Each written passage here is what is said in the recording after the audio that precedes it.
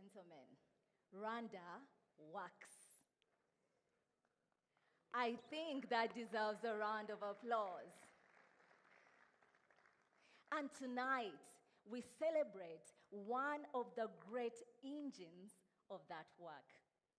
It is a pleasure to see all of you looking phenomenal. Thank you so much for joining us for the 5th anniversary of Kigali International Financial Center. I am Isabel Masozera, and it is a delight to host this special evening. Now, before we start, as you can see captured on our lovely stage, we're celebrating 5. So I want you to turn to your neighbor, give them a high five for me, and say, it is 5. It is 5. 5 years of building capital, of building credibility. And yes, tonight we'll be celebrating how far we've come, but also getting a snapshot of where we intend to go. I'd like to officially recognize the honorable ministers in the room, all the distinguished guests here with us, esteemed partners, ladies and gentlemen, all protocol observed. Once again, good evening, and thank you so much for joining us. Now, to open our special celebration today, I am greatly honored to invite to the stage the Vice Chair of Kigali International Financial Center, Mr. Diko Jacob Mukete, for the opening statement. Please give him a warm round of applause as he makes his way to the podium.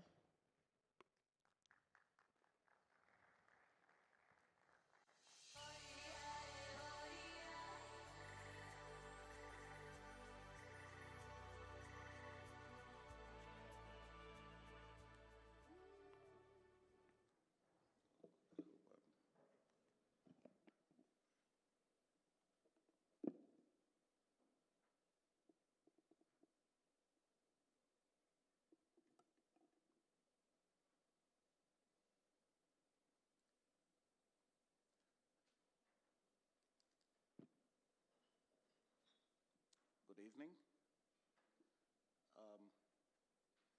The Honorable Minister of Finance and Economic Planning, Honorable Ministers here present, Governor of NBR, CEOs, distinguished guests, esteemed partners, ladies and gentlemen.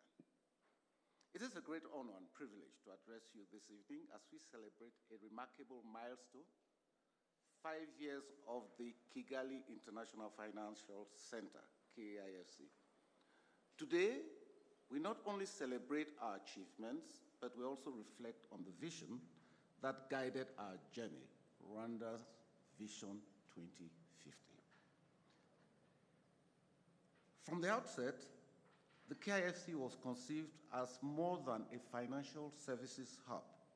It was, and remains, a bold national commitment to position Rwanda as a premier gateway for capital into Africa, anchored in world-class governance, transparency, and innovation. Over the past 5 years, this commitment has translated into tangible progress through the dedicated and partnerships of all our stakeholders. Ladies and gentlemen, allow me to highlight some of the pillars of our success. First, a robust regulatory framework. We have established a regulatory environment that inspires trust, supports responsible investment, and enhances Rwanda's global competitiveness. Second, attraction of diverse and quality investments. KIFC has drawn diverse and high-value investments from around the world, creating new opportunities for businesses and strengthening our position as a preferred destination for financial services. Third, fostering an innovative ecosystem. We have nurtured a dynamic ecosystem that champions integrity, collaboration, and forward thinking, qualities essential for the sustainable growth of any financial center. And fourth, inclusive partnerships. The remarkable progress of the KIFC is a testament to the steadfast support of the government of Rwanda, the public and private sectors, our investors and club members, our dedicated team and alumni, and the wider ecosystem that continues to fuel our ambition. As we mark this anniversary, we are not merely celebrating the past, we are also launching our new strategic vision, a bold and forward-looking 5-year agenda that will accelerate our momentum, expand participation, and ensure KIFC remains a powerful catalyst for sustainable and inclusive growth in Rwanda and throughout Africa. Ultimately, the true measure of success for the KIFC lies not only in financial indicators, but also in the strength of our partnerships, the trust we build, and the meaningful impact we have in Rwanda and the region.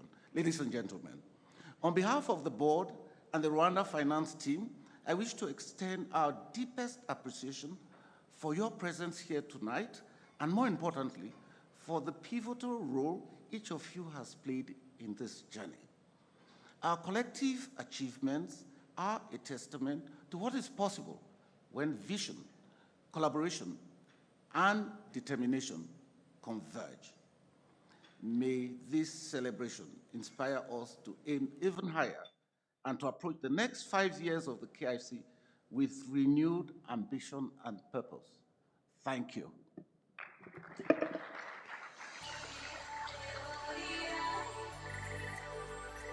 Another round of applause, ladies and gentlemen. And now, I am delighted to invite to the stage the remarkably talented Masharika Performing Arts.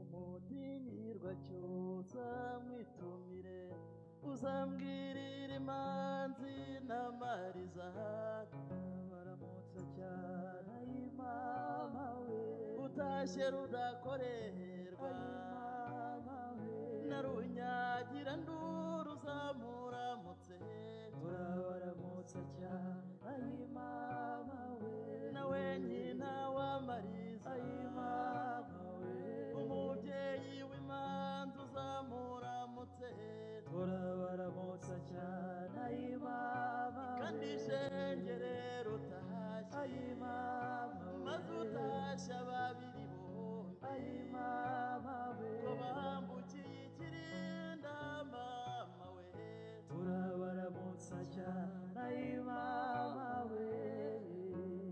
Hi. Bravo. I am Zuba, an AI program activated by your creativity and music. I am full by your dreams and imagination. How can I help you today? Speaking, Zuba, umeze neza? I need help reflecting on the past 5 years. Can we, together, reflect on the legacy and transformation of this remarkable establishment? Of course we can. I have a great idea.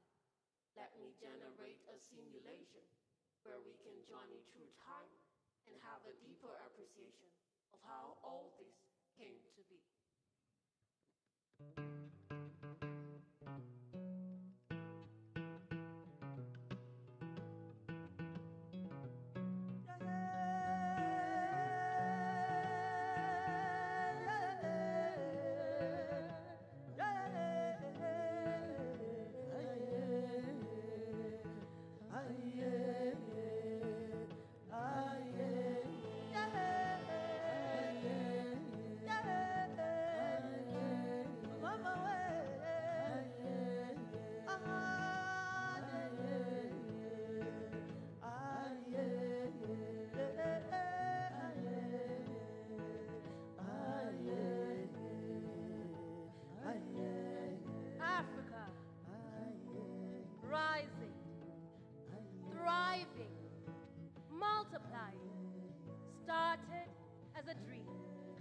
an opportunity to amplify her true potential, a golden dream beaming from her very own heart. They're learning, growing, maximizing, allowing dreams of gold to form pillars of progress. And thus, Kigali International Financial Center was founded. In 2020, it started with a vision. A vision so vivid it could hardly be suppressed. With belief unwavering and truth unstaggering. The strength of our mission was established day after day. Came the year 2021, bursting at the seams with possibility. The word was out, something groundbreaking was brewing in Kigali, attracting partnerships and alliances, global compliance, investment laws, new pro-market laws, and streamlined international transactions.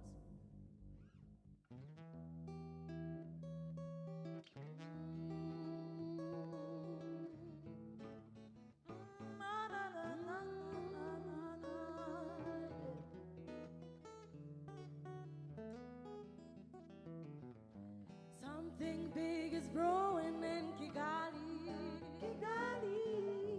Something big is brewing in the heart of Africa. iterambere niryo twimirije imbere aho turi hose.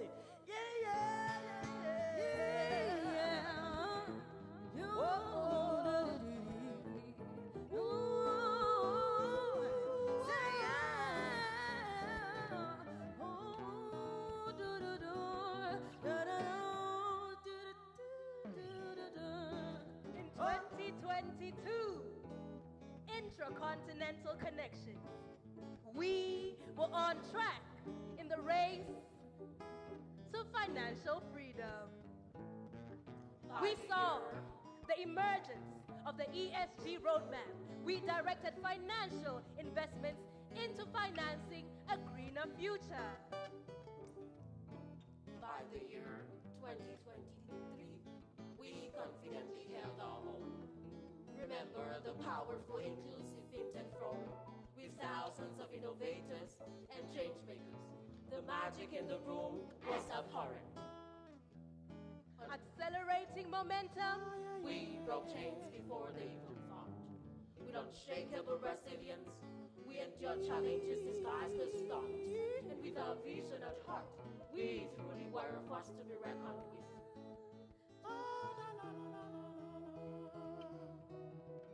and in 2024, KIFC's legacy was solidified.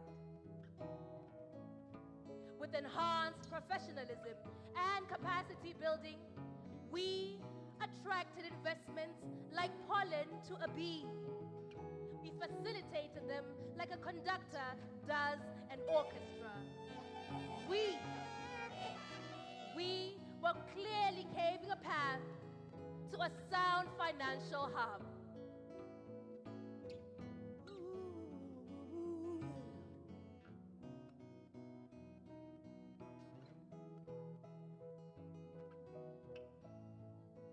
Maintained progress of this system.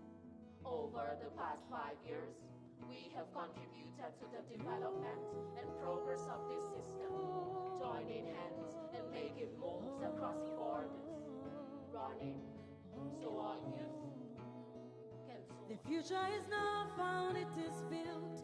We are the builders as we stand together, stand together. turi kumwe twese ntacyatunanira intambwe ku yindi tugendane dukomeze urugendo twese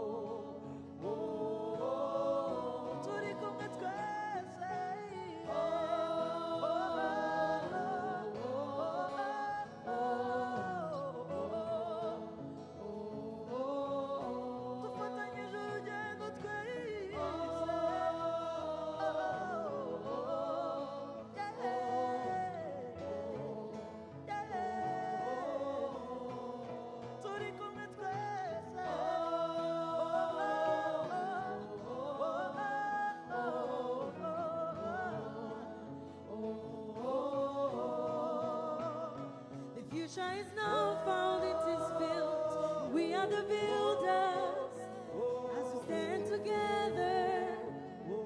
Stand together.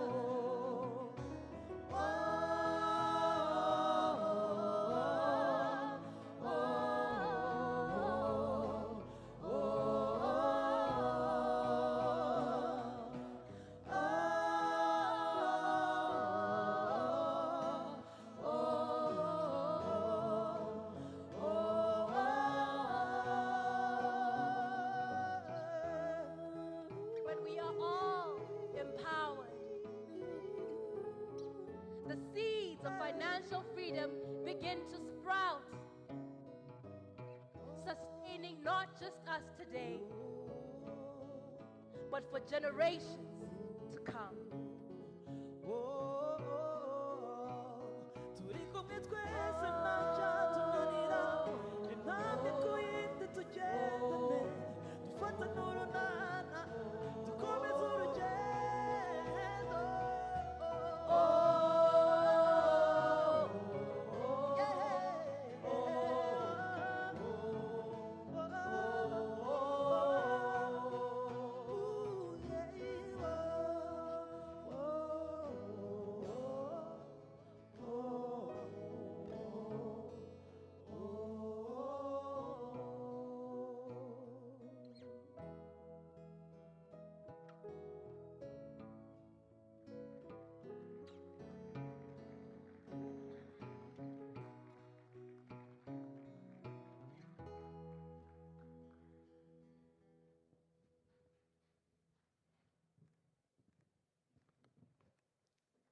I think we can do better than that. A lot better than that. So moving, so captivating, futuristic. What can I say? Thank you so much for gracing us with your talent and for capturing our vision through your artistry. Ladies and gentlemen, with that, we get to a really exciting point of our evening today. I am pleased to invite to the stage our Acting Chief Marketing Officer, Ms. Baingana Terry, who will be ushering us into a moment where we take a look at the past 5 years.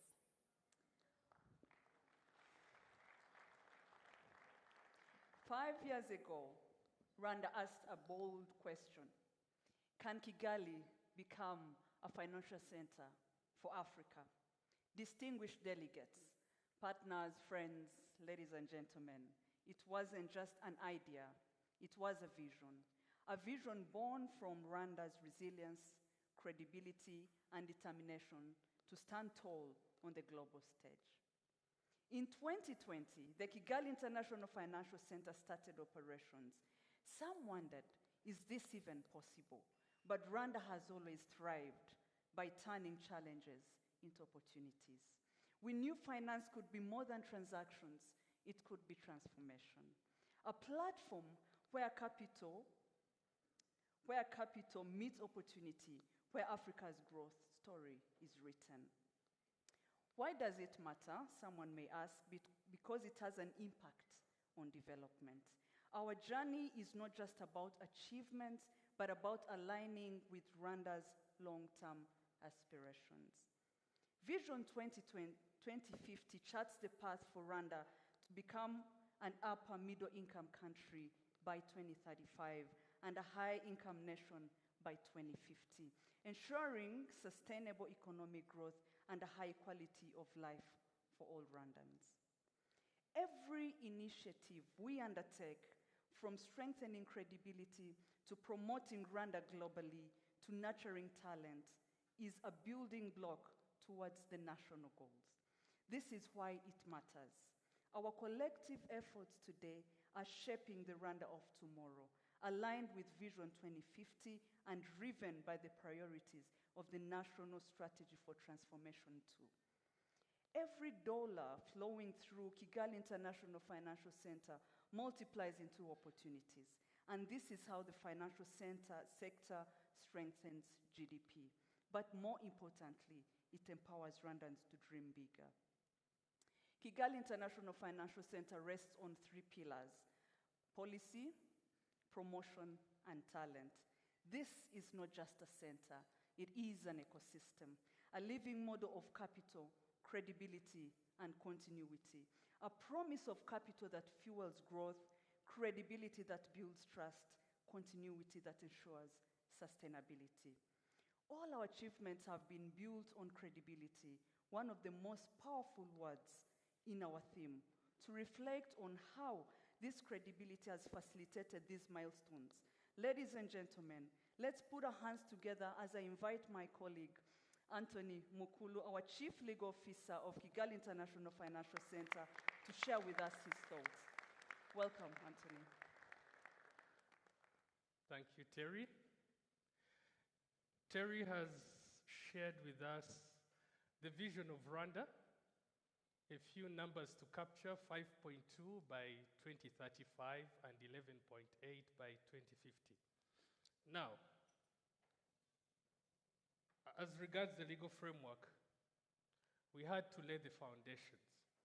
But one of the foundations that really helped us have the drive and the impetus in what we're doing, we had to look for a location, which we dubbed the Musanze Project. Those who have not been in Musanze,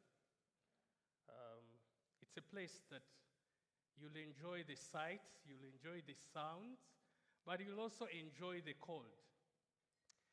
So that cold kept us up for the last, I would say, 3 years from inception. And we managed to put in place legislation of over 23 laws that were enacted. These were laws that speak to international standards. All of us are aware of OECD. We have FATF.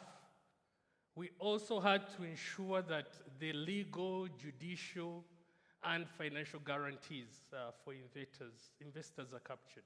Now, when we talk about some of these rights, you're aware in our investment code, there is free repatriation of funds.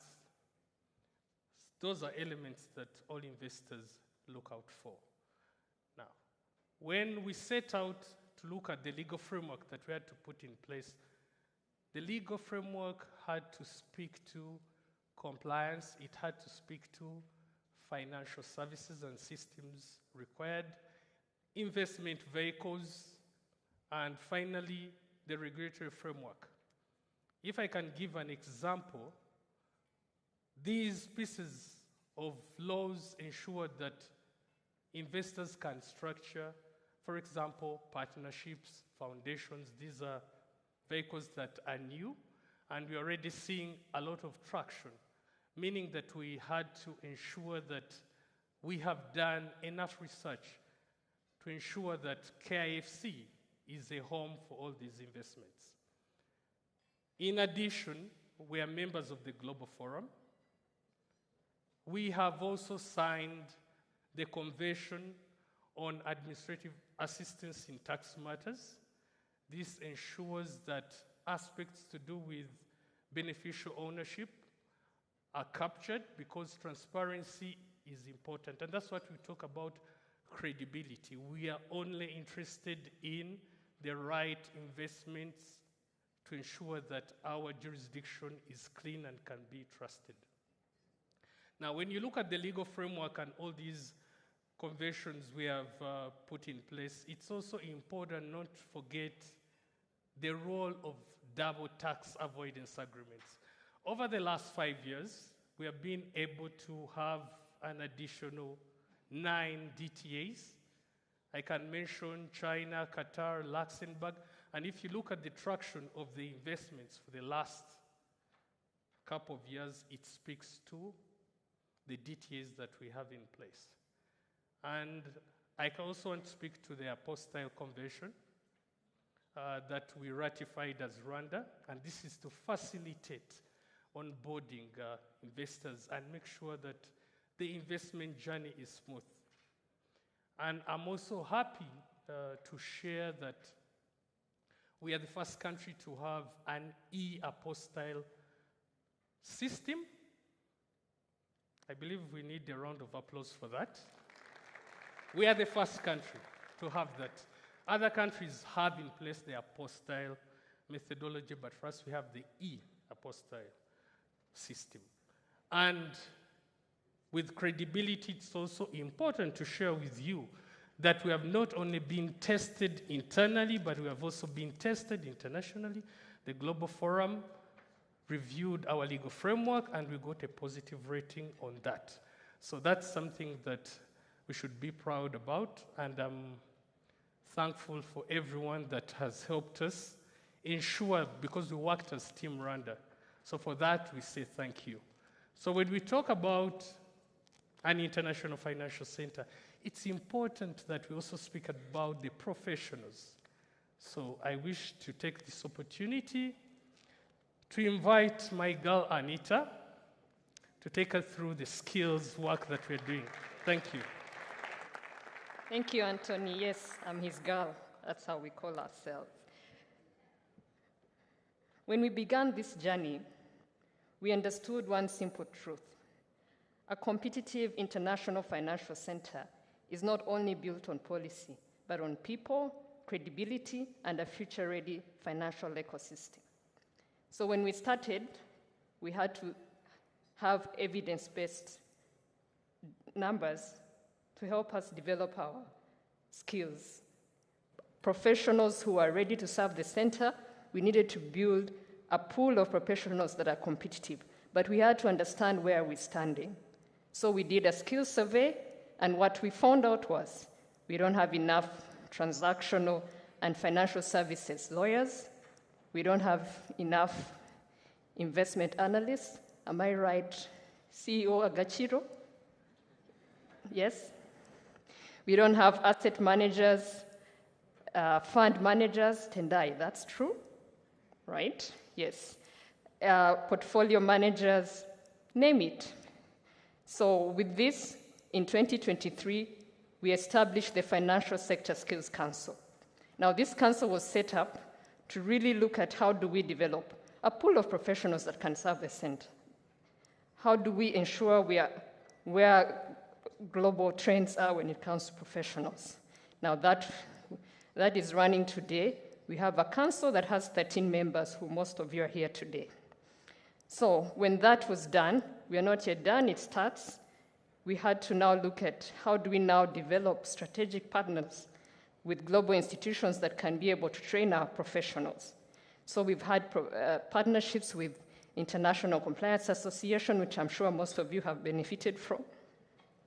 We've also had partnerships with institutes like Luxembourg School of Business, ICA, CFA Society, where we really promote and push for our professionals and create awareness around how do we create a pool of professionals that can serve the center.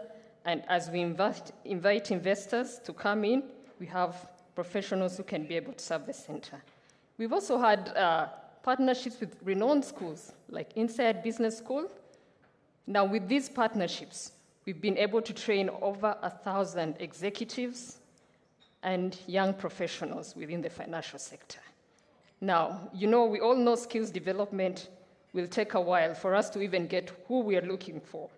So in a more sustainable way, with the support of Luxembourg, we are now trying to get the University of Rwanda accredited by an institute and faculty of actuarials in the UK. Now for this, thank you. For this, you all know, if you know the statistics, I think when it comes to actuarial sciences, we probably have one in Rwanda. Right, Iachu? One. So how do we get more professionals in this space and spaces that speak to KIFC? Now, when we started as well, we were for the Global Financial Index, GFCI, we had to make sure we are ranked with other international financial centers. Now, when we started, we were nowhere on the map. But today, as we speak, we are the 65th globally. Yeah, I needed that. We are the 65th global. You need to listen to this. In Africa, we are the 3rd. In sub-Saharan Africa, we are the 2nd. So when you come back when we are celebrating 10 years, we will be number one. So we have not done this alone. We've not done this alone. It's with efforts that, it's an ecosystem. So when we are ranking, it's not only about KIFC, it's every sector that you can think about. So thank you for the support. Now, remember I talked about future-ready ecosystem? We needed to also look at the sustainable finance part. So we did not do this alone. When we came in, there was already groundwork that was done, which fastened our processes and fastened all the work we did around sustainable finance.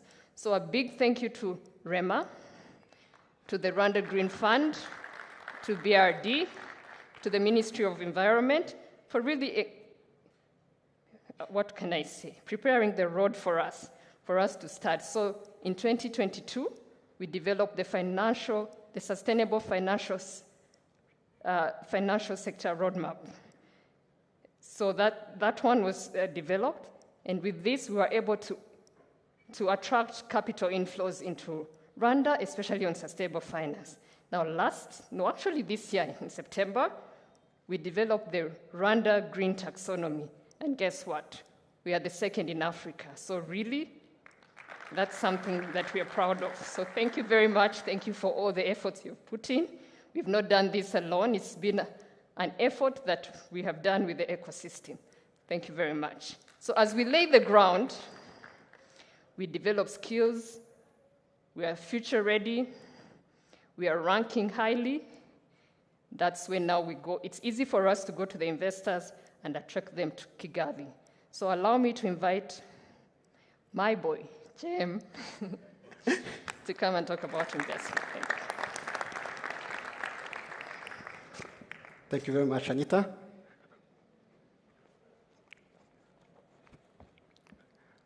Honorable ministers, distinguished guests, good evening. Good evening. It's a pleasure to be here today. 5 years ago, when Rwanda announced its ambition to become a financial center, very few people believed that actually there's an African country that can achieve this. But on the other hand, there are very well-informed people that were saying that if there was one country that has what it takes, discipline, robust legal framework to achieve this goal, that country was Rwanda. So our mission as a business development team was very clear, was to put Rwanda on the map of International Financial Center. So we went out, we attended events, we organized events locally, we met people who shape investment decisions, lawyers, tax advisors, fund managers, institutional investors. We listened to them, and they were telling us a few things. They wanted to see a jurisdiction that is compliant, that is have legal framework, and as my colleague were just saying, we had already laid foundation. So we were very comfortable to actually say that we tick all those boxes. We are actually offering that. So right after, or even before, or even during the pandemic, COVID pandemic, we started seeing investors coming. We started seeing investors coming to doing due diligence. They tested our laws, assessed our compliance, discussed with stakeholders, and what they see was an ecosystem that is robust, that work as a team Rwanda. So a round of applause for you. And fast forward, we are in 2025. We can proudly say that we have surpassed our target. We have 250 members that have already structured their investments in Rwanda. We have more than a 1 billion investment commitment. And thank you. And what we see now is actually capital being deployed in Africa through Rwanda. from business angels to private equity that are raising money, investing, and supporting different startups and SMEs on the continent. They are doing this through investment vehicles that are domiciled here in Rwanda. We have private equity, we have venture capital. We even see an impact on our domestic market. Guess what? We have few companies that have been able to raise money from private equity domiciled here in Rwanda. We have fintech that are providing financing solution to our underprivileged communities, which is aligned with our mission to bring alternative source of financing to our ecosystem. And we also have very unique positioning when it comes to financial center on the continent. Our institutional investors have been very supportive. So a round of applause for Agaciro and RCSB, because they have been supporting us from day one. They are investing, co-investing with investors that we attract. This is very powerful because for international investors, when they come here, they know that they can actually tap into local capital and forge partnership.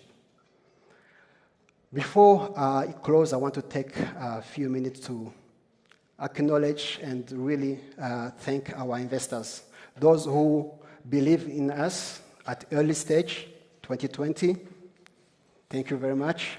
Those who have joined, investors who are joining us, KIFC club members who are joining us during our roadshows, who are sharing their testimonies, basically showcasing that actually Rwanda or KIFC is operational and is competitive. We appreciate you, and we really don't take this for granted. Thank you very much. Lastly, we were able to achieve this thanks to strategic partnership. And those strategic partnership with international institutions and the international financial centers have helped us actually to put KIFC on the global map. So allow me to invite my girl and colleague, CFO, Winnie, to share more details on how this partnership have helped us to achieve this goal. Thank you very much. Thank you so much, Jean-Marie, JM. Distinguished guests, ladies and gentlemen, good evening to you all. My colleagues have shared a remarkable journey we have walked with you all, a journey that is defined with resilience, vision, and collective achievement. So to evening, as we reflect on what has been accomplished, 3 pillars stand tall as a foundation of our progress.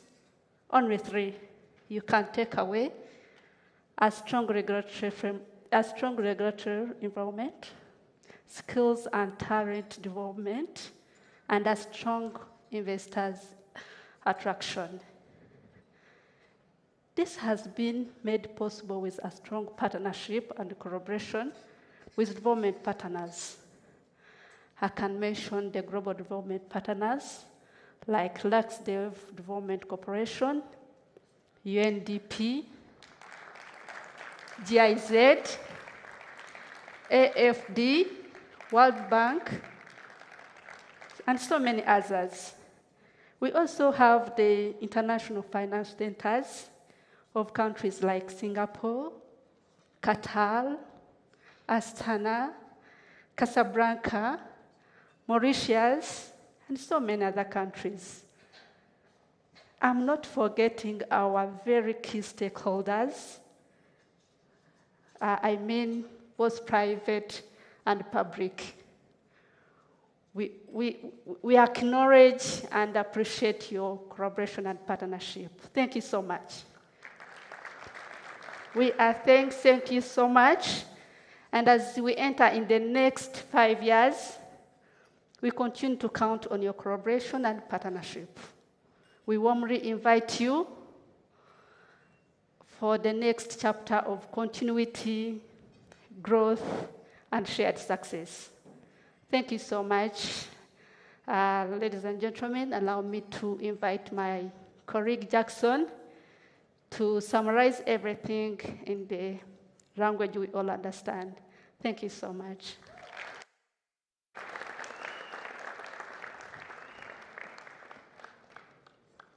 Did well. Anyway, I've been asked to summarize this KIFC story in Kinyarwanda. Ubwo ururimi rw'abakoroni tube tururetse. KIFC story is simple. Twari dufite vision 2020. Mu kuyirevisinga, we had now vision 2050. Oh! Wow. Okay. Nuvuga ngo icyerekezo 2020 gishojwe, u Rwanda rwasanze tugomba kugira icyerekezo noneho 2050. Muri ibyo havuguruwe amashami menshi y'ubukungu, bigaragara ko ishami rya serivisi z'imari ryatangaga umusaruro mukeya cyane, 3% ku musaruro mbumbe w'igihugu wose. 3% mu bindi bihugu bifite financial center baba bari hejuru ya 30-25. So batekereza yuko abahanga bacu muri planning baravuga bati ni gute twazamura runo rwego rukava ku gutanga umusaruro wa 3% rukagera kuri 11.8 mu mwaka wa 2050. Ibyo kugira ngo bigerweho hifashishijwe abahanga. U Rwanda rwashatse abahanga bakora raporo igaragaza ibintu igihugu cyacu cyakora kugira ngo iyo ntumbero igerweho. Muri ibyo hari ukuvugurura amategeko. Amategeko yacu ntabwo yari ajyanye n'igihe, yaba amategeko ajyanye n'amabanki, yaba amategeko yo muri urwego rw'imari yose yari nabaha nk'urugero. Amabanki yo mu Rwanda yasabwaga kugira ngo ufungure konti, yavugaga ngo ugomba kuba uhibereye ufite n'udufoto tubiri twa nyiri iyo konti. Ni ukuvuga ko agent wawe ntiyabashaga ko umuntu ashobora gufungurira company muri RDB ariko ntabashe kugufungurira konti. Iyo yari nk'inzitizi. Ariko ubu umuntu ufite powers of attorney umuntu ufite ububasha ashobora kujya muri banki akagufunguriza konti, agatanga ibisabwa byose, iyo konti ukayibona. Ubwo ni urugero rumwe rw'amategeko yabaga atavuguruye neza. Ayo mategeko yari menshi. Antoni yabivuze yuko twavuguruye amategeko arenze 22 mu gihe gito cyane, ku buryo nta kindi gihugu cyabishobora muri Afurika, usibye no muri Afurika ngira ngo ni Burayi ntago babikora. Ariko turashimira leta yacu imaze kwiyemeza ikintu igikora gutyo nk'uko ibivuze. Twashimira parliament, sinzi ko iri hano, ariko parlement yaradufashije cyane kugira ngo bigende na cabinet muri rusange kugira ngo byihute. Abantu abafatanyabikorwa benshi baduhaye abantu bajya mu mwiherero, ayo mategeko ararangira. Ikindi cyari muri iyo raporo twagombaga gukoraho ni ubumenyi butari buhagije. Urebye abahanga dufite muri urwego rw'imari babarirwaga ku ntoki. Bababwiye ko investment abajyanama ku ishoramari ibigo byacu byari bifite bari bake cyane. Ariko ubu amaprograme cyangwa se gahunda nyinshi dufitanye na kaminuza mpuzamahanga ndetse n'izo mu Rwanda hano, ubu hari iteganyanyigisho ryo kwigisha abantu bagomba kuva muri ayo mashuri bajya direct muri izi serivisi z'imari abashoramari bakeneye. Kuko urazana umushoramari agahita akubwira ati ndakoresha nde. Ubwo rero byari kubaza ngo ese habanza umushoramari cyangwa habanza ubumenyi. Twagombaga kubifatira rimwe kuko nta mwanya wari uhari wo kuvuga ngo urabanza uzamura ubumenyi nurangiza ubone kuzana umushoramari. Tubikorera icyarimwe. Ubwo si ubuhangara. Abashoramari baraje, no mu gihe tutarababona twifashisha ibigo mpuzamahanga bifite abahanga. Abo bahanga barabonetse kandi abashoramari bishimiye u Rwanda. usibye ubumenyi twagombaga nanone kureba ni iki kintu twarusha ibindi bigo mpuzamahanga nk'ibi, kuko Afurika nubwo ari nini ariko ntabwo serivisi z'imari ku bashoramari zibageraho. Twari tuzengurutswe n'aba competitors, ubwo nabakira anyway, ni ukuvuga ngo twagomba gushaka ikintu turusha abakeba. Ko kantu kari kanyeshabye abakeba bacu nubwo Afurika idahabwa izo serivisi muri rusange, ariko hari abatwitaruye nk'ibirwa bya Maurice bitanga serivisi nk'izo muri Afurika ku bashoramari baza muri Afurika, ariko tugashaka ikintu twabarusha. Twagombaga rero kwicara tukavuga tuti ni iki kintu cyatuma tuva mu ruhame, umuntu yajya ahitamo KIFC akamenya ati ngiye KIFC kubera iyi mpamvu undi adafite. Muri izo mpamvu hari ukwita ku bidukikije, kuko hari amafaranga y'abaterankunga cyangwa y'abashoramari ashaka kujya ku mishinga gusa itangiza ibidukikije cyangwa se ishobora kubyihanganira. Iyo ni ikintu twashyizemo imbaraga. Ubu hari gahunda ihamye y'imishinga yacu ukuntu izajya ikorwa n'aho amafaranga azajya aturuka. Twagombaga gushaka ikindi, cyo ntigihagije. Turavuga tuti ni iki kindi twakora kugira ngo twe gusa n'abandi. Murabona ko u Rwanda ruri hagati muri Afurika. Ndabaha urugero, bababwiye financial center ni iki. Kambaho urugero, buriya iyo uri Nyabugogo ushobora kubona imodoka ijya mu ntara, ijya mu karere, ijya mu mujyi. Ni ukuvuga ko wavuga ko Nyabugogo ari transport hub, ni ukuvuga ngo ni igicumbi cya serivisi zo gutwara abantu. Iyo hari n'ibiro bya polisi, iyo ukoze icyaha barakurega. Ni ukuvuga ko umuntu ushaka izo serivisi ntiyirirwa avaho, wishyuriraho, byose biberaho. Rero igicumbi cya serivisi z'imari ni ahantu hakomatanyirije serivisi nyinshi ku buryo udakenera kuvaho. Kambaho urugero, amabanki yacu ashobora kuba afite visa bishyurana, umunyamahanga akaza hano agakonsoma ibintu akoresha ikarita ye, n'undi akaza n'uwacu akajyayo. Ayo mabanki agomba kwishyurana ko n'ubundi nta mafaranga uba witwaje. Iyo bishyuranye bashaka kubwira ati nitugirana ikibazo tuzajya gusetoringa Casablanca cyangwa se Nairobi, Dubai, niho tuza gukorera reconciliation. Menya yo nkurimo nawe umenya yo ndimo. Niba rero banka zacu zibaza ikajya imahanga kubirangiza, ubu ni ukuvuga ko tudafite igicumbi cyacu nticyuzuye. Iyi nyubako murabona ukuntu ihenze. Ushobora kujya gufata ubwishingizi muri sosiyete, ko ntidushaka kwamamaza hano nubwo ari abaterankunga, ariko ushobora kujya gufata ubwishingizi mu kigo kimwe cyo mu Rwanda, bakakubwira bati iyi nzira ihenze cyane, natwe turasaba ubundi bwishingizi, iyo bita reinsurance. Bagasohoka bakajya Maurice cyangwa se bakajya Singapore. Ubwo immediately niba uvuye aho wari uri, kubera hari serivisi utabonye, ubwo igicumbi cy'imari nta gihari. Ibyo rero nibyo dushaka kugira ngo byose nibiba biri mu nyubako muri jurisdiction imwe, utirirwa uvaho, tuzavuga ko dufite igicumbi cy'ishoramari muri serivisi z'imari. Ni urugendo rurerure kuva kuri 3% by'ubu ngubu w'umusaruro urwego rutanga mu musaruro mbumbe kugera kuri 11.8 muri 2050. Ariko ni urugendo igihugu cyacu gishishikaye gufata. Nsoza ndagira ngo mbabwire yuko abashoramari 200 barenga na miliyari y'amadolari abashoramari bashyize mu mishinga yabo ari ibintu tugomba kwishimira. Kuko mu myaka 5 gusa ibigo twasinyanye nabyo amasezerano, ubu ipiganwa ryo muri iki gihe ntago ushobora guhagarara wenyine ngo upiganwe. Twashize inshuti z'abameze nkatwe. Hari ubwo aba afite umushinga udashobora gufitinga muri jurisdiction akakurangira nawe ukamurangira, nubwo abantu ubu barakorana. Rero amasezerano dufitanye n'ibihugu bimeze nkatwe nabyo bifite ibicumbi by'ishoramari mu maserivisi y'imari, amasezerano ahamye kandi ku bufatanye bwiza.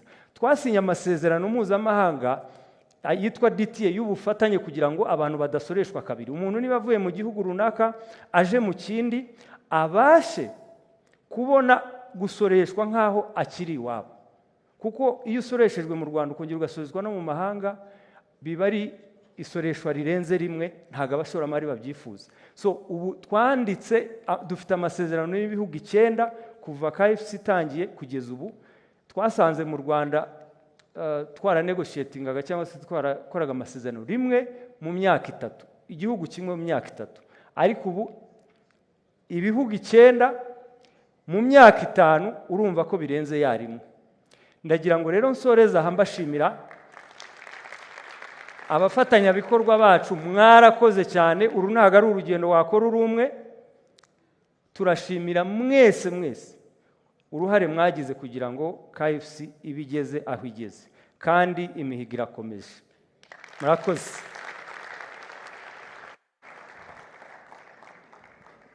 Special thanks to our heads of departments for that powerful, insightful, information-packed journey back, displaying what has happened over the past 5 years. Ladies and gentlemen, it takes an ecosystem to get to where we've gotten today.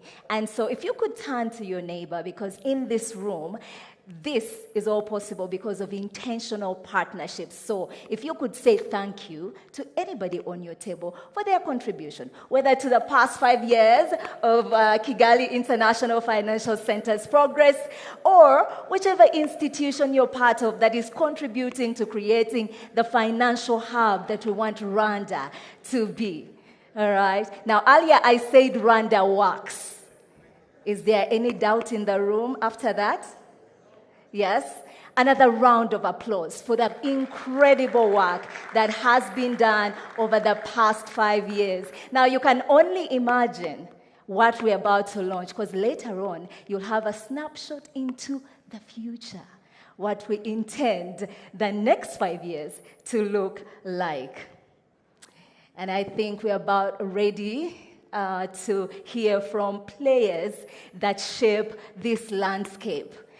This panel is not going to be moderated by me. It is going to be expertly moderated by Mr. Philip Gasatura, who is the Managing Director of Open Space. Ladies and gentlemen, I yield the floor to him. Give him a warm round of applause as he makes his way to the podium. He'll also be introducing the panelists. Ladies and gentlemen, thank you very much. For me, it's an honor to be here, not just to moderate, but exciting to see how far KIFC has come. I'm probably one of those who knows the corner office in the annex of Minecofin where they started out.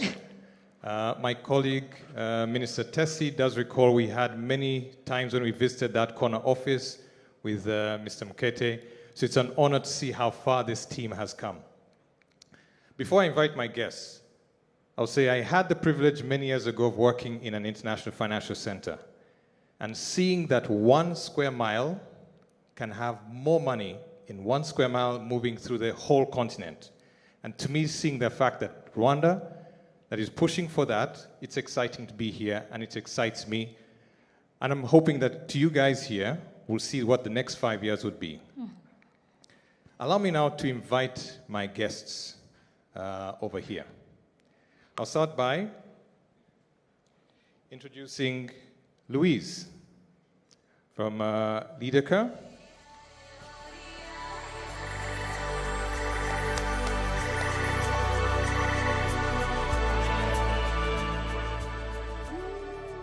So she provides the legal services, and she gets to see a lot of the plumbing of the ecosystem and what makes jurisdictions competitive. Next, I'm going to invite Yana.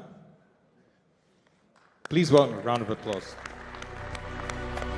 Yana is the MD for Moneyphone, and one of the investors in KIFC, and she sees the real decisions behind choosing where to set up capital. Next, I'll invite Mr. Tapello, CEO of Capital Markets Authority. Mr. Tapello gets to see the policy signals and the regulatory credibility that makes or breaks a financial center. Welcome him.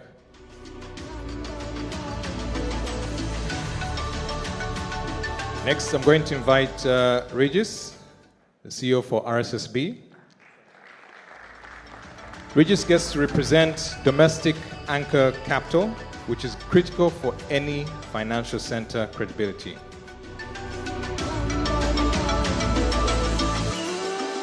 And finally, I'm going to invite Mr. Frobisher Mugambwa from PwC. They again provide the professional services that see the patterns of what global funds and actors want to see or expect in a jurisdiction.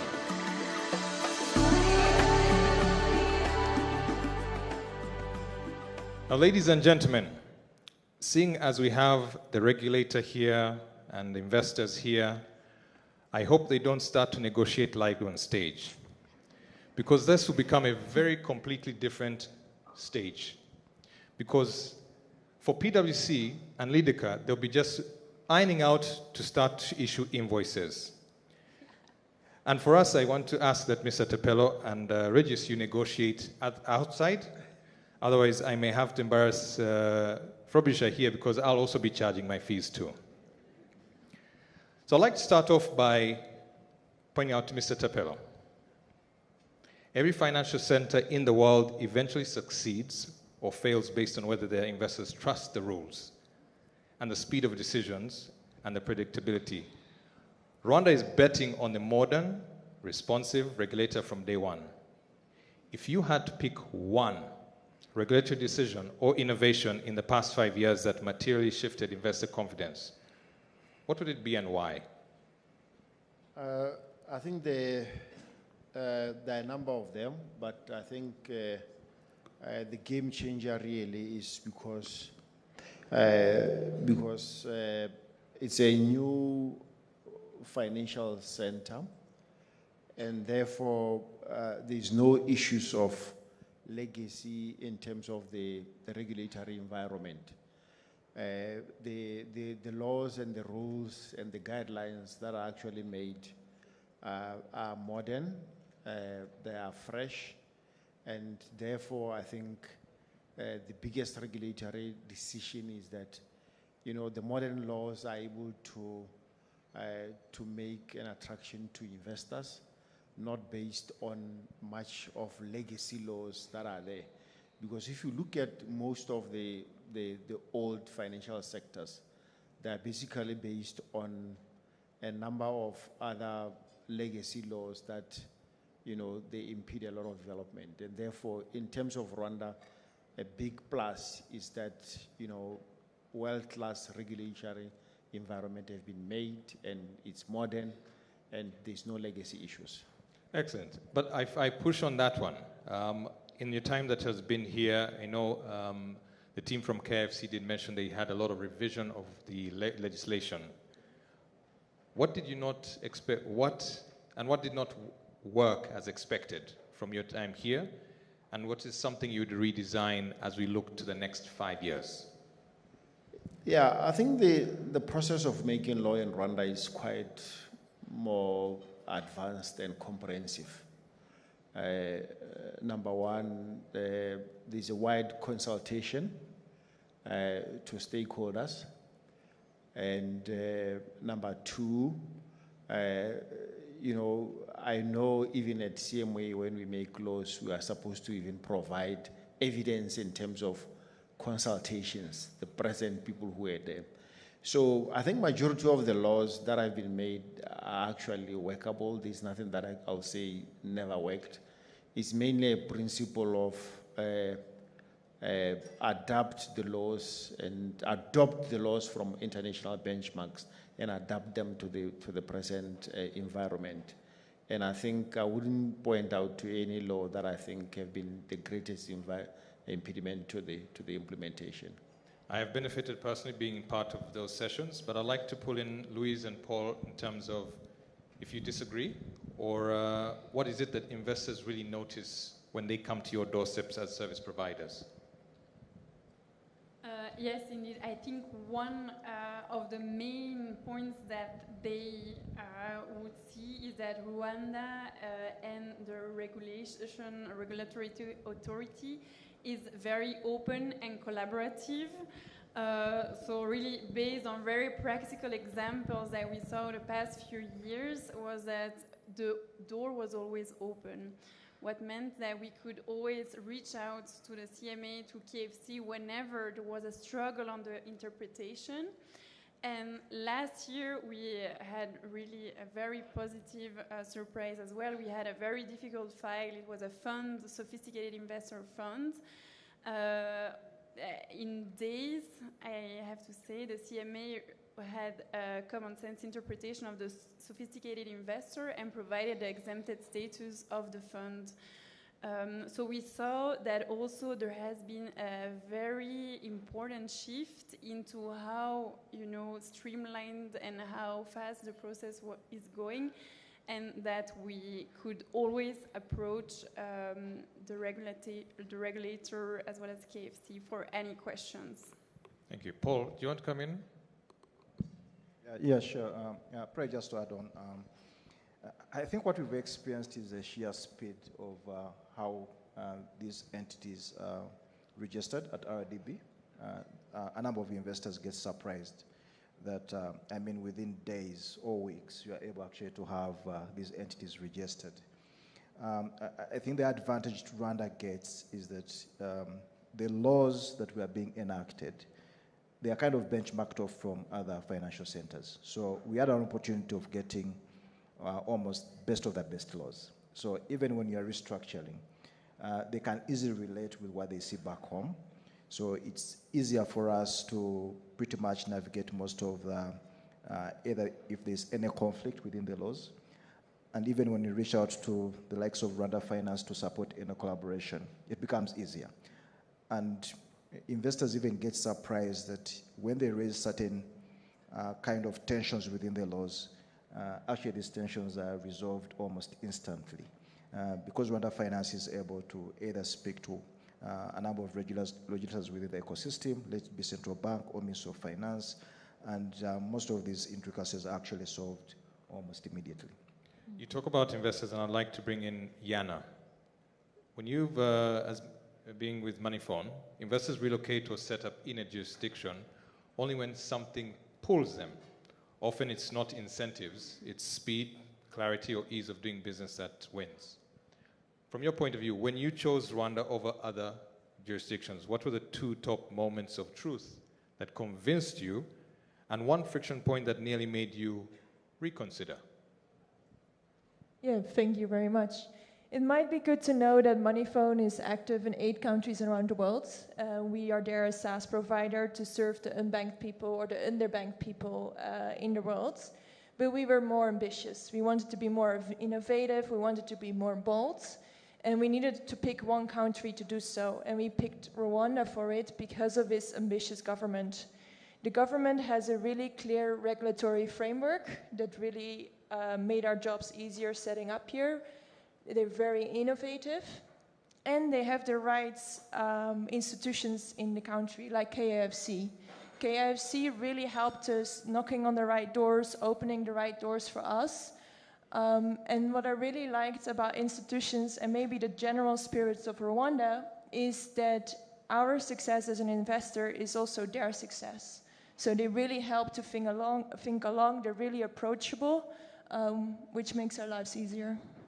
Now, if you had to choose between policy incentives or speed of execution, which one matters for you in the tech-enabled financial, in the financial investment space for investors like you? Speed. Excellent. Now, I think my personal experience as well in previously having set up another fund here, speed was of the essence. Being able to deploy capital across Africa with the banks here, but also being able to deploy and set up the fund here with the RDB as well, and getting it registered with the CMA. That to us is of importance. But I'll come back to Louise and Paul as service providers. In any financial center, the service provider ecosystem becomes the invisible infrastructure. Legal, audit, tax, structuring, compliance. Their speed and sophistication sometimes determine whether capital flows. In your day-to-day work, on the legal side, the tax side, working with clients who are entering Rwanda, what is the single biggest pleasant surprise and the single biggest pain point they encounter? And I'll love some examples and not theory.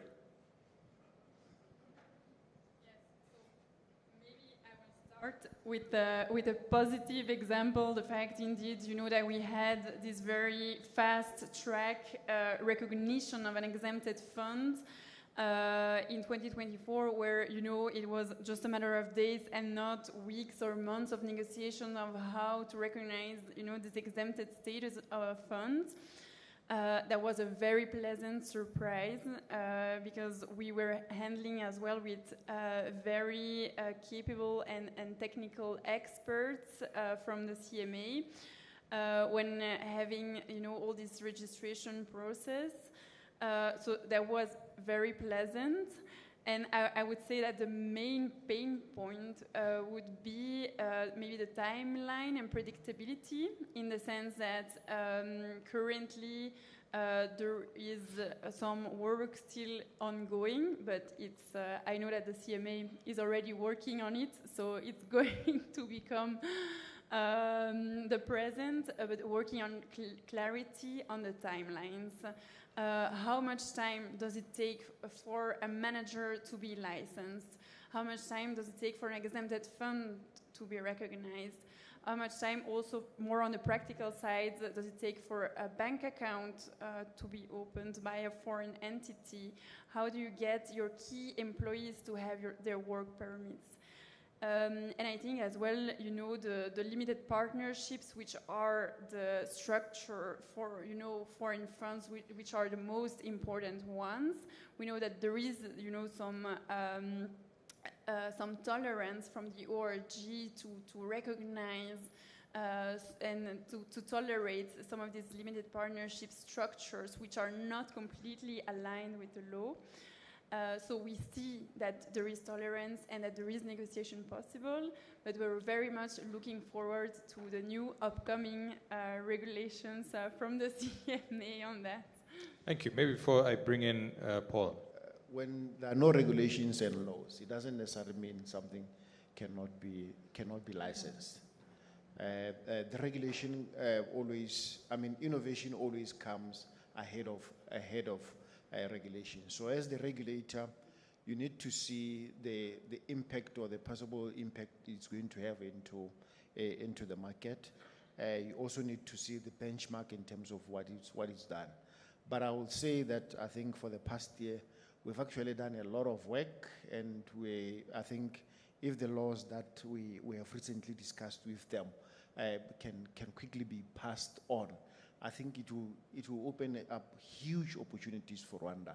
And not only in terms of opening up huge opportunities for Rwanda, but I think in terms of the quality of the regulations and the laws that we have done, I think in the past 6 months, they will be world class. I think in terms of comparison in African markets, I think Rwanda will be well ahead. But I think the most important thing is the ecosystem. Because when you do all these laws, at CMA we can do the best what we can, but there are other ecosystem players in terms of you need to bring in, and I was just looking at the invitations today and everybody else here that I'm from CMA, she's from somewhere else, but as the regulator, there are other players in the market that plays the ecosystem in terms of the KIFC, like I think it's NISS. I'm not even too sure whether they've been invited for today's event. That's the part of the ecosystem. So when they're left outside the system, I can do everything in terms of the turnaround, but it will stack up somewhere else. Thank you. Paul, what are multinationals setting up here? What are they asking you or privately saying?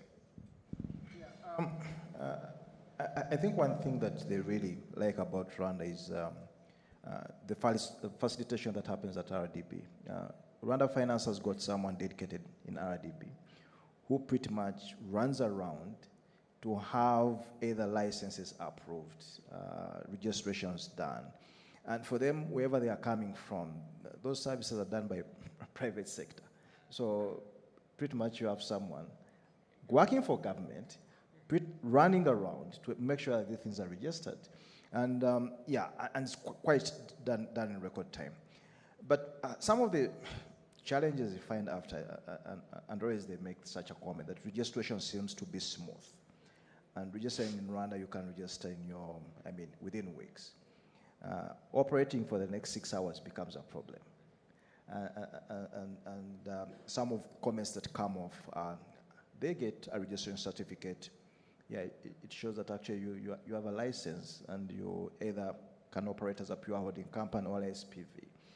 But then they start asking questions. How do I access these incentives? We have to struggle to tell them that, you see, you need to fulfill certain economic substance requirements. And it's that your certificates do not give you entitlement from day one. You need to operate and actually show that your commitments you put into the business plan actually become realizable within the period of operation. So they struggle with that because where they are coming from, the financial center is either building, or you have a piece of document that has been given to you that now you qualify for the special incentives, or you are in an industry zone. When we tell them that actually this is an ecosystem whereby you have specific economic substance requirements that you have to fulfill, that not until you have fulfilled those, then you can actually access those incentives. So it becomes kind of a challenge. The next challenge that normally face, okay, fine, we fulfilled whatever is required. How do you access them? Then you always have a conflict between Rwanda Finance, either with Rwanda Revenue Authority when it comes to interpretation. But what has helped over time, that Rwanda Finance being the main coordinators, they always step in and try to clarify this. And again, we don't get surprised of that, because the laws are new. Everyone is almost learning within this particular process. But the beauty about it is the speed at which most of these things are solved. And I'm glad today in the room there is Director General from RRA and the team from RDB. I'm hoping they'll be able to get to meet, not just for dinner, but iron out some of these kind of things. But I'd like to bring in Regis. At RSSB, there is no... Now, Rwanda is quite unusual because you, as the largest institutional investor, didn't wait. You backed early funds like Virunga. What for you was the real motivation for RSSB to place capital into early funds? Was it returns, diversification, or building credibility, or something else? What did you have to go back to your board with? What was it that drove you guys? Thank you, Philip. And first, congratulations to KIFC. 5 years is not small, so big milestone, and we're all privileged to be here celebrating you and all the partners. When KIFC launched, it was important for RSSB as the largest institutional investor to send a clear message to the market that there's liquidity and there's long-term patient capital in the ecosystem. And backing Virunga as Pan-African Fund, $250 million was one thing, but we didn't stop there. We've backed a few other funds after that too. And we are planning to launch three next year. One is a $30 million MSME fund that is locally based. And the goal is to get to $100 million. The second, that will be around January. The second fund will be, the third, anchored by RSSB, will be an R&D fund. The first one is growth capital for MSME. The second one is R&D from labs to markets. And the third one next year is going to be women-led enterprises. So all of them to be domiciliated here, but the goal is to anchor, send a message, all of them subject to commercial viability, of course, but also to make sure that we also kill this bias that the market is too small or the businesses can't grow and scale from local to the region. So our interest was all the above. If I speak a bit about the ecosystem, it's self-fulfilling in a way. As the largest institutional investor, we found ourselves invested left and right, and we are short of talent. So when we talk about auditors, lawyers, and investment analysts and actuaries, it is in our best interest that we support an ecosystem that grooms more of that. We've made it clear, and I want to shout out to appreciate KIFC. They take us on the road many times when we go to different countries pitching for the jurisdiction and KIFC as a domicile. And we always make it clear that, KIFC is our preferred domicile. If you want money, it's not exclusive, but we make it clear that you want money, that's a conversation starter. And we've had many, many opportunities, and we also make it clear that hiring local talent and training local talent and bringing foreign talent to be localized here it gives you an edge when we're discussing finance. So have enjoyed being part of it and supporting, and been privileged to see what's coming in the next 5 years, and we are very, very excited, if anything, to be able to see the growth that is possible, and also to be part of it as the investor that we are. Regis, could I push you on that one on talents? That's something that Anita talked about in terms of skills, something that our ecosystem needs. I'd like maybe a word from each of you guys talking about talent, what you see, what the next 5 years would be in terms of where would that talent be placed? How can we shape that? What are your different organizations doing in terms of building that talent here? Maybe I'll start with you, Louise. Lead the Character Great Lakes is that indeed we try to combine, our local law expertise together with some expertise from our Brussels office, and we put in place an international mobility exchange program so that here our colleagues from our Rwandan office would go to Belgium, provide knowledge expertise from the Rwandan market to Belgium, but as well, having the exchange of knowledge in Belgium as well. And it goes in the other way around as well, and we want really to drive the knowledge and the expertise. But I really must say that in the few couple of months that I've been at the office here in Kigali, I've seen that all of my colleagues have become so much familiar in the past few years with the financial regulation that it's of course, it's a learning process, but we see that the knowledge is coming, and it's coming also thanks to all the different files that we're working on. Thank you. Nyana? Yes, so for us to grow in the next 5 years and how Rwanda could support is to really make Rwanda the jumping board, the jumping place. So maybe the license that we've got here from BNR, it can be applied to other countries like Ghana, Mozambique. That will be amazing. It would be amazing if we can bring certain talents or certain networks from the region to Kigali to really expand from the heart, as was said during the performance, from the heart of Africa to the continent. Regis, you want to go ahead? Yes, so some of the initiatives we have, and we won't do it alone, we have different partners, KIFC, Central Bank, RDB. Part of the things we have in mind is to set up a pool of money to create some level of exposure to local talent via secondment, where we can cover full ride from accommodation to, you send people, for instance, from some of our partners like QIA with many good number of funds. We send a group of young talents and they spend 2 months, 3 months working, seeing how things operate. And then for them to come back, we discussed with the Ministry of Education, how do we scope brilliant talents in specific needed areas where we send them full ride scholarships to some of the best Ivy Leagues in the world, and they get placed, they graduate, they go to the JP Morgans and the likes, spend 6 months on our course and they come back.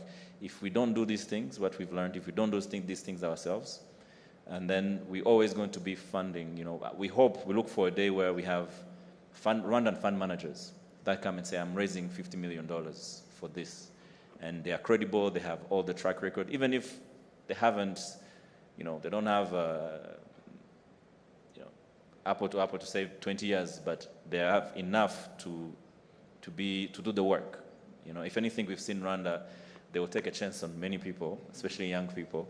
So we want to groom and expose people who within the next 5 years, we can see at least 3 Rwandan-led solid the funds we back.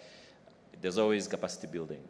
The number of local you have to hire, number of women you have to hire, the type of jobs they have to do, because also we don't just want to tick a box and window dressing. But again, it takes consistency, and if you blink too long, you get played. So it's just consistency and collaboration along the ecosystem.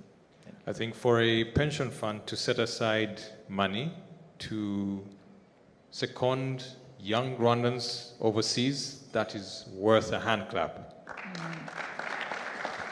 It's your pension, so it's in good hands. Thank you. Tapelo, do you have such a hush puppy fund to be able to send more people outside? Do you have a similar fund as well? What are you doing to... Yeah, I think from the CMA perspective really is to create more collaborations in order to widen the industry knowledge to contribute to the financial sector. For information, CMA is part of the Skills Council. We sign an MOU with CISI because, you know, when people come to set up here, some of the things that they look at is the international professional qualifications which are there. I think we facilitated that, and we are able to work with development partners to get some level of assistance to people who are doing that. But also, typical of being a regulator, one of the things that we are doing and we intend doing is enforcement.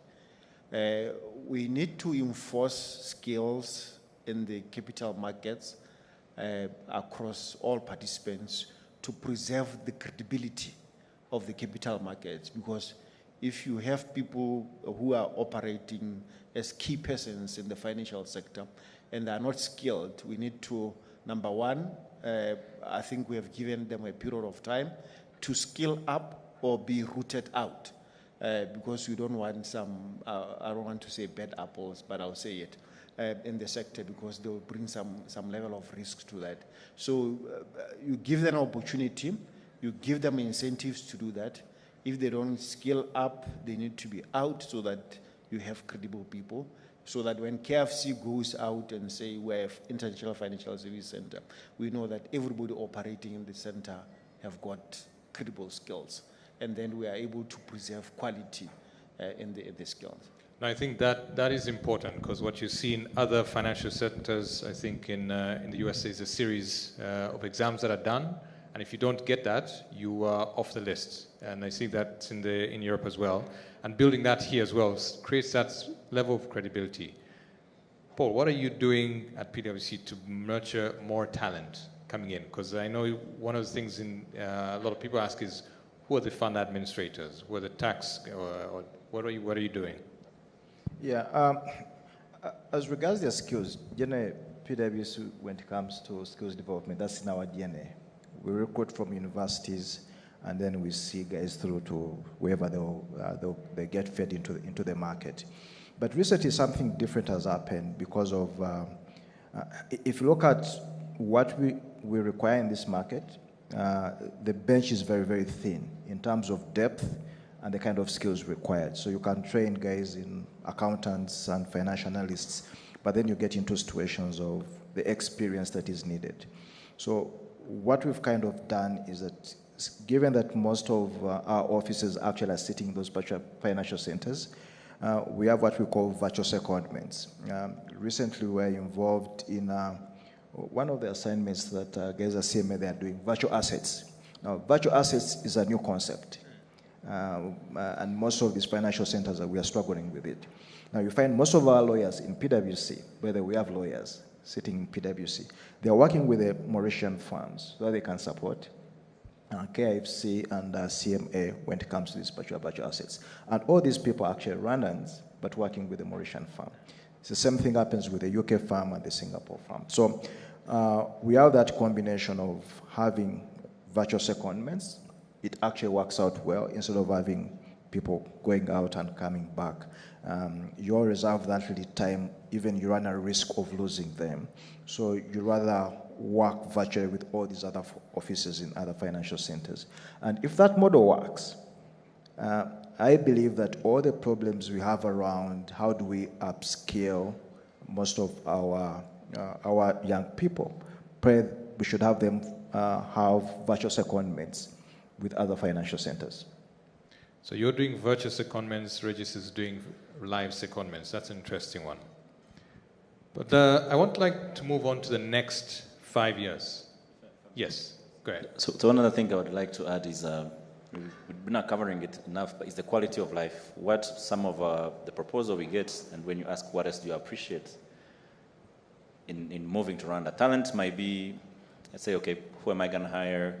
But when it comes to the conversation about the quality of life, I think it's also highly appreciated, just to appreciate the government as well, the Ministry of Health putting up the very serious, strong health system, the Ministry of Education in some of the top-notch quality schools here. I think that someone moving here, you know, they say, if I get sick, can I get treated? If I have young kids, or can they find schools? So I think that as well, there's definitely room for improvement. I think it's also another consideration that people appreciate to say, okay, it gives us an edge, I think, as a country on where people would prefer to live. Maybe our friends can tell us how they enjoy it, but I think I wanted to highlight that as well, that it's an important aspect to note as well. Thank you. And you are very right. I've often had some colleagues who are looking at moving here, and the first thing they say is, what would my partner do? And those are kind of things in the ecosystem, and there's a lot to be able to do, and the kind of schools that they're going to go to. But I would like to, for the audience, while we have the regulator and the money people here, would love to have you guys join as well with some of your questions. But as we move the next section here, I'd like to look at the next 5 years. And let's move from reflecting on the past and looking at the next 5 years. This is where I want some bold predictions and some concrete ideas. Become a global gateway.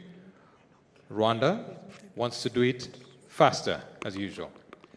If Rwanda wants to cut the usual 20 years down to 8 or 10 years, what is one bold move you would implement or you see happening in 2026 that would accelerate this journey for KIFC? And some of those could be asset classes, regimes, or talent, domestic funds. What is those things that you'd see that would help cut that time? I think so the implementation of exempted fund regulation for the coming year would be one of the greatest and biggest moves. Investors are really looking at exemptions, at fast track, having one stop with the CMA, and so having an implementation of this regulation where they could levy from and benefit from exemptions. I think this would be really groundbreaking for the investors as well as for the fund sector in Rwanda. Thank you. And again, rapid fire. Yana, what would it be? It needs to be fast, as always. Okay.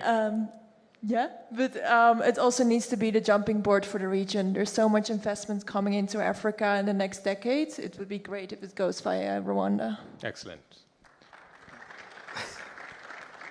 Yeah, I think Hess will be sorted. The Minister of Finance is here, so I've done my part in terms of checking. You sold it last week, so it's fine. It should be done. It will be at the minister's desk next week. I think the current update in terms of the regulations and the laws that we have put forward in the past few months at CMA will be a complete game changer. The exempted funds, the law regulating capital markets business will open up regulation of family businesses, regulation of all other instruments. It's a modern law, top of class. And I think the speed at which the new CSI regulations, the visual assets law, because regulations provide a foundation and clarity to participants. And therefore, I think we currently have about 6 or 7 or 8 new regulations and laws that we have we have finalized. And I think the speed at which they can be taken to either Parliament or Rwanda law reform in the next 3 or so months, I think it will be huge enormous opportunity for Rwanda. Excellent. Regis, what's that one? Thank you. 2 things. One, maybe a collective effort led by KIFC. Second is on behalf of what can we do as RSSB. One is, I think benchmarking and comparisons are good, but sometimes they can hold you back. So I think in the times we're in and the ambitions we have, we really need to be bolder than we have been and more progressive. Some of our colleagues mentioned about they would choose speed. How can we want to be competitive and take all bogus, but how can we allow ourselves to dare more as jurisdictions and be more progressive than we are? And that takes effort, collective effort from our regulators, the participating players, and grooming talent, being really intentional, aggressive about it, and relentless about it. Second is by RSSB, as you know, with the increased contribution growing from 612 all the way to 20 by 2030, the fund is growing significantly, and it's doing well. 14% ROI last year, so your money is doing well. Deserves a hand clap.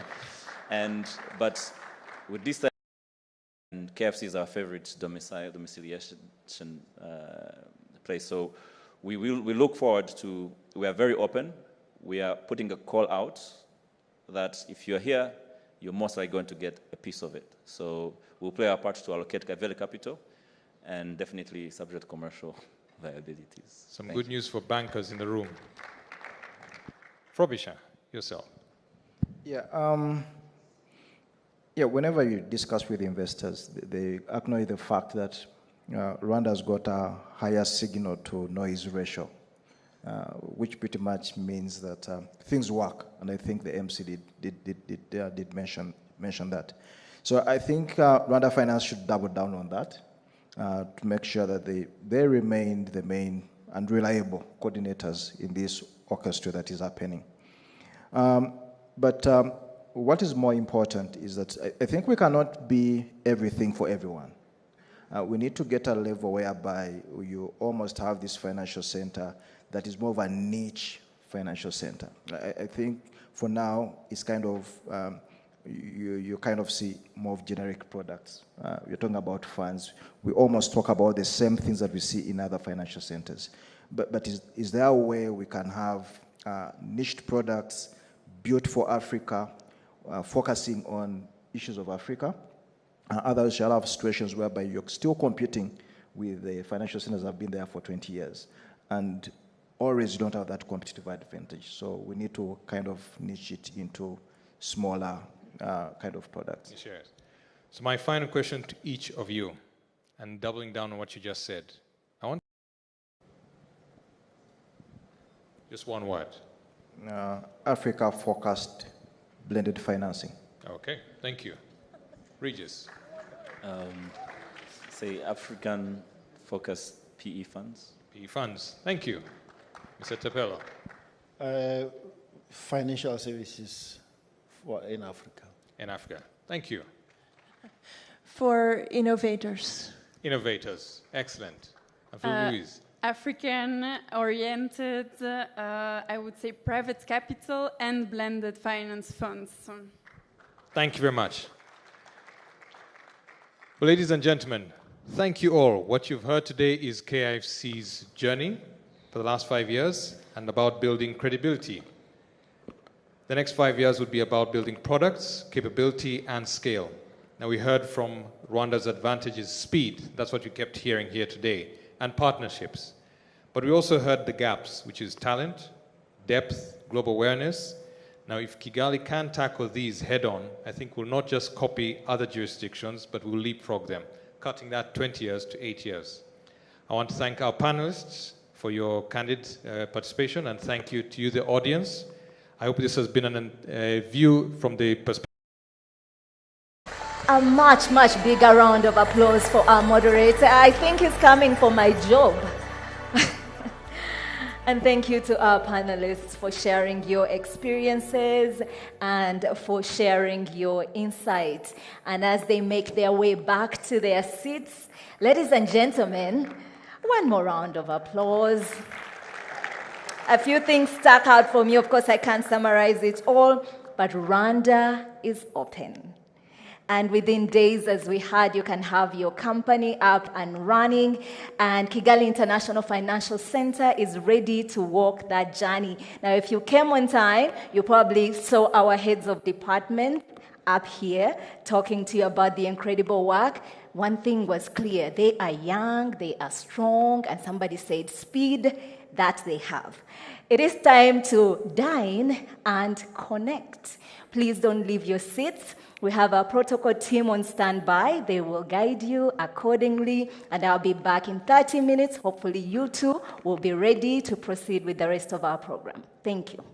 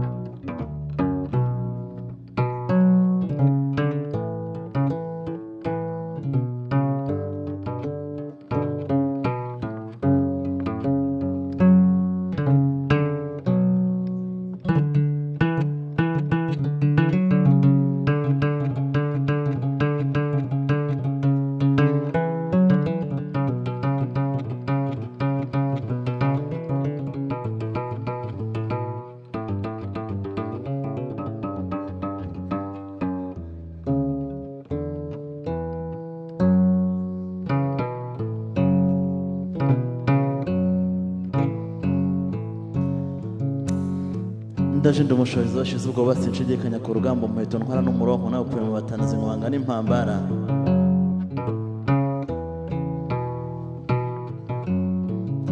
nimurya sindagacogora nk'abagabo bacumbagira ubwoba nari kumwe na rukotamyambe n'imana isezera ingayo rukere ntabaziga n'ishya ku mucondo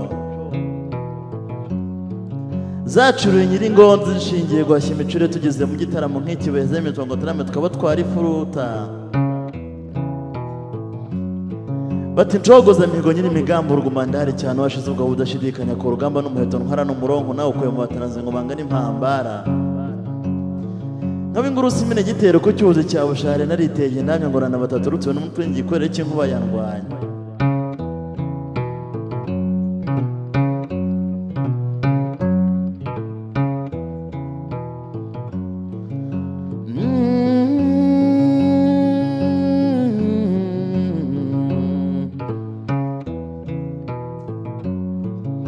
irya nkuza ya mwezi ko yakuye ibyariho birigenga uri mwiza nkuza ya mwezi yo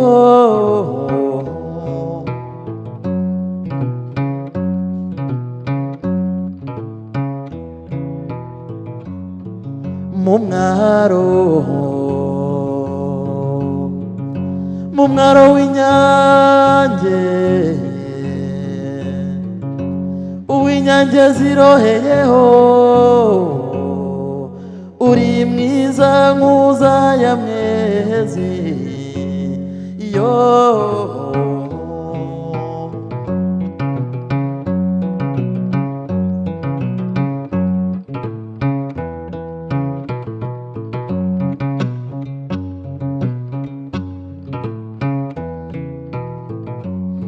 Menguza kirima nama rurangangerero nkota bigwero gene nyamurasira mu nkwaye nkubaze sanira ku murongo yerugomwa niya nkubito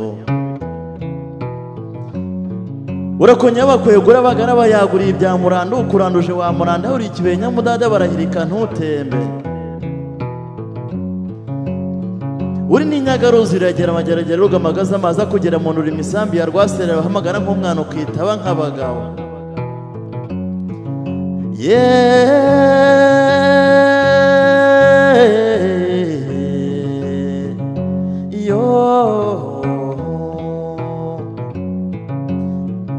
irya nkuza ya mwezi ko yakuye ibyariho turigenga uri mwiza nkuza ya mwezi yo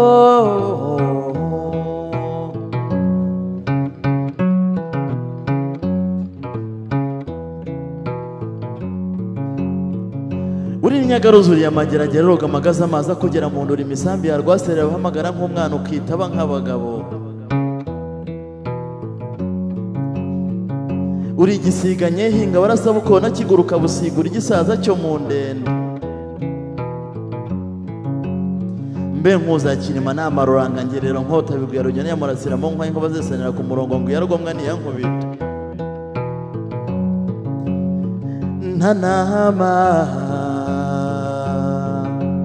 ntanama yabasabiye ko baraguza bashikiye uri mwiza nkuza ya mwezi yo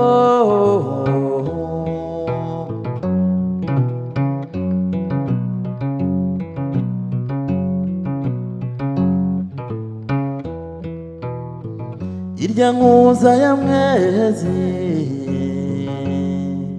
ko yakuye ibyariho turigenga uri mwiza nkuza ya mwezi yo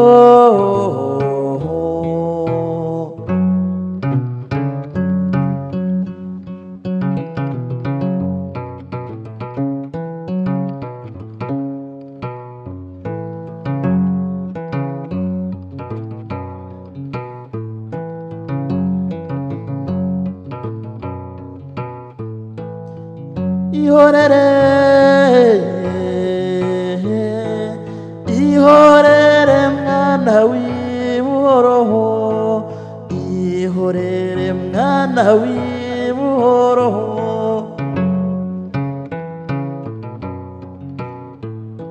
nzagushyira ikiribazaire igitsinda nyamibwa kumbuye ikirezi ihorere mwana w'ibuhoroho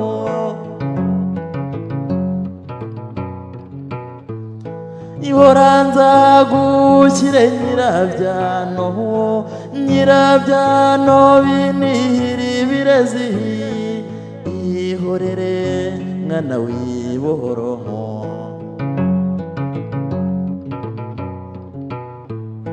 iburiza bwanjye ntugahogore itetekere mfura y'amazimaka ihorere mwana w'ibuhoroho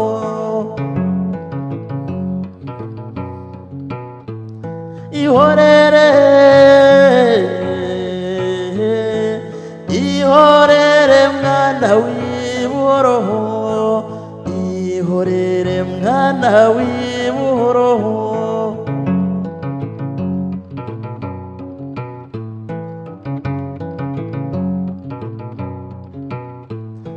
nzagushyira ikiribazayire igitsinda nyamibwa kumbuye ikirezi ihorere mwana w'ibuhoroho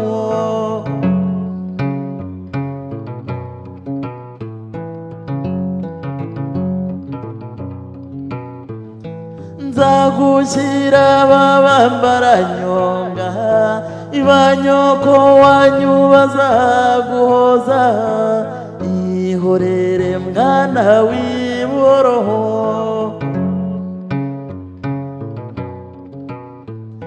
nzagushyira rubi rw'igikaka wisangire rubimbura ibanze ihorere mwana w'ibuhoroho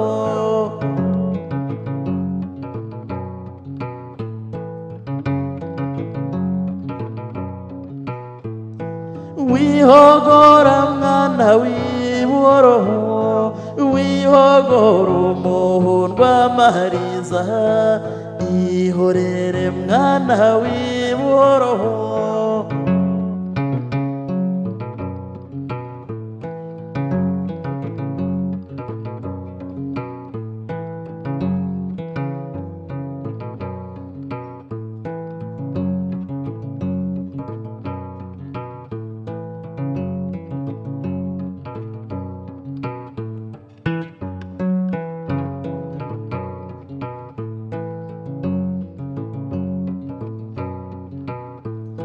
ngushyire rubibi rw'igikaka wisangire rubimbura ibanze ihorere mwana w'ibuhoroho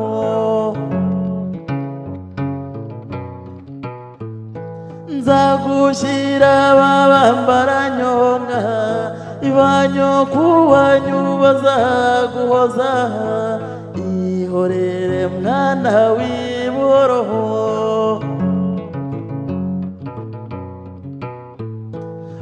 uzahasanga baturana babatangana barujugiro ihorere mwana w'ibuhoroho ihorere ihorere mwana w'ibuhoroho ihorere mwana w'ibuhoroho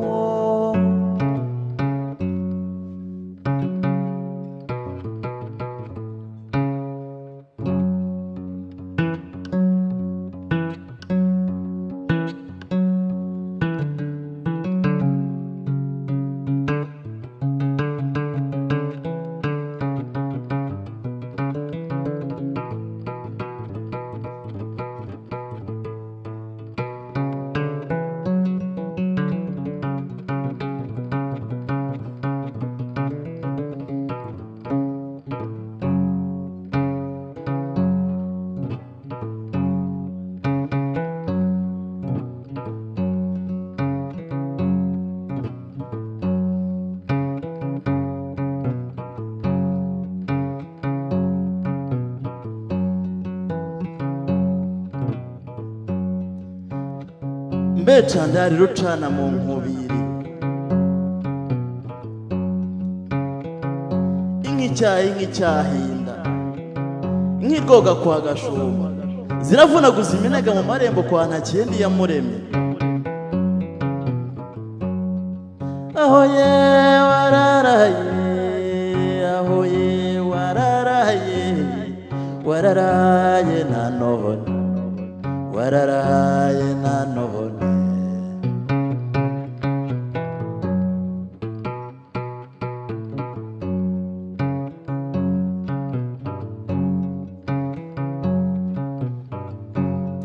ikiruri na kiganda ikiruri na kiganda inka zararaye zahaciye ibikombe zahaciye ibikombe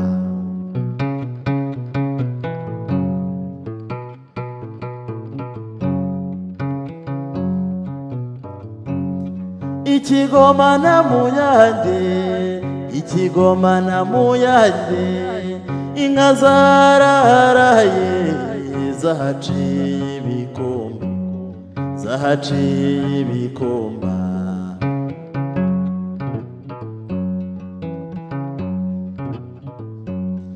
ku gasoro na mutende ku gasoro na mutende inka zararaye zahaciye ibikombe zahaciye ibikomba zirimiye agacinya igicinya mudendi ya ruganira imwe ituma zitahiye amatabaro intamati ica amakuba mu ishyamba yamukubise hasi impanga irarangira maze yambaza rya ngombe rya nyina ati nzagutereka intango nunkura mu ruhanga rw'intamati ica amakuba mu ishyamba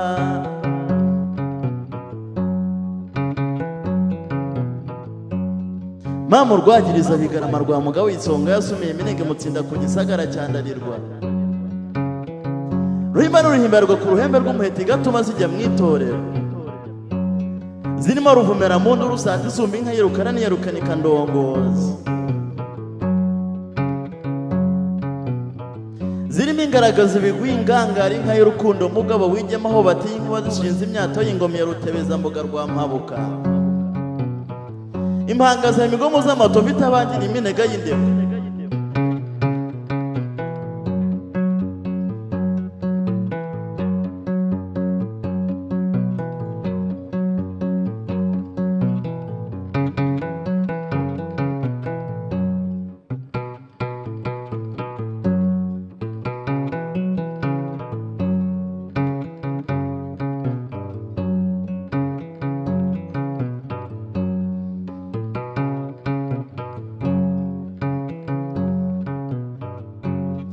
ziracurira ngacunda zirasasa nkaryama zirakubita ibizuru nkazikubita ibizinzo ziravunja umukenke zikavumbura inkwavu zaraye inyaweya iyo zeza amahembe iyo zeza amahembe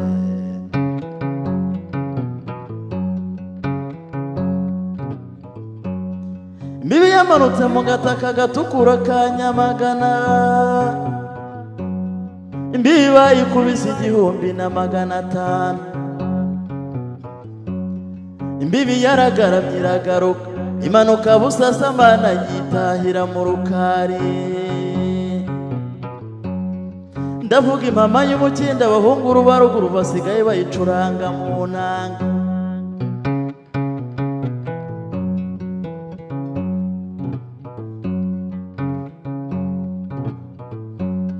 yoni rwiyamirhamije ibinega rwa mirinde maboko ya rukingo urugamba ntiyegayezwa uruyenzi ntiyimirwe ikabashibuja w'impanzi yoni rubara ya gitondo rwa gitongana igitisi na Nyamagana barayisuhuza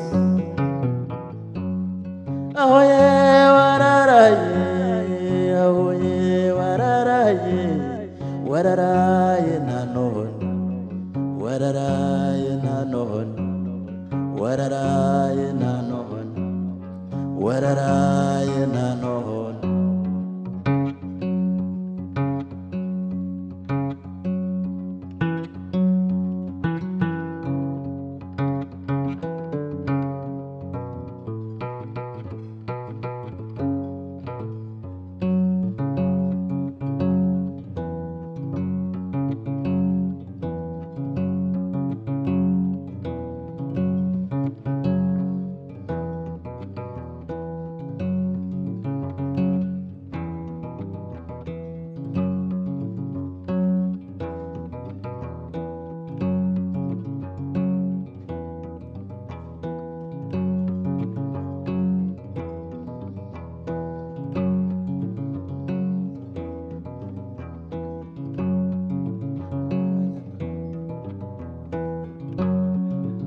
muze twimakaze umuco w'abanyarwanda nk'uko byahozeho.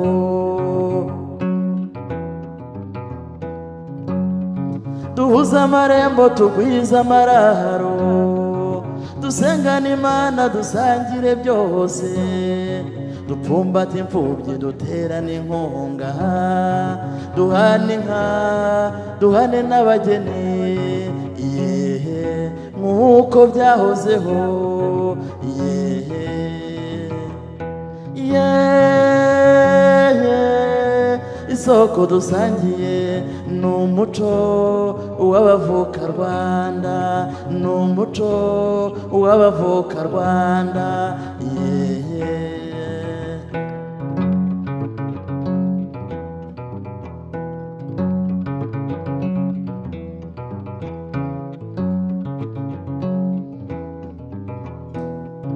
Abana b'ibisage batozwa urukundo, abakobwa b'iwacu basusurutsa uruhimbi, ababyeyi b'i Rwanda barwambarira impumbya, abasaza mbakunde bari mu misango, yehe nk'uko byahozeho, yehe.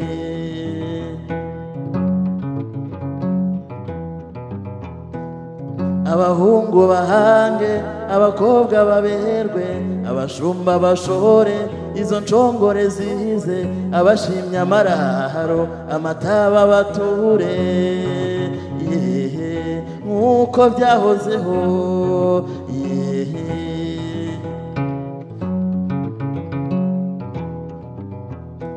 Yehe isoko dusangiye ni umuco w'abavuka Rwanda, ni umuco w'abavuka Rwanda, ni umuco w'abavuka Rwanda, ni umuco w'abavuka Rwanda.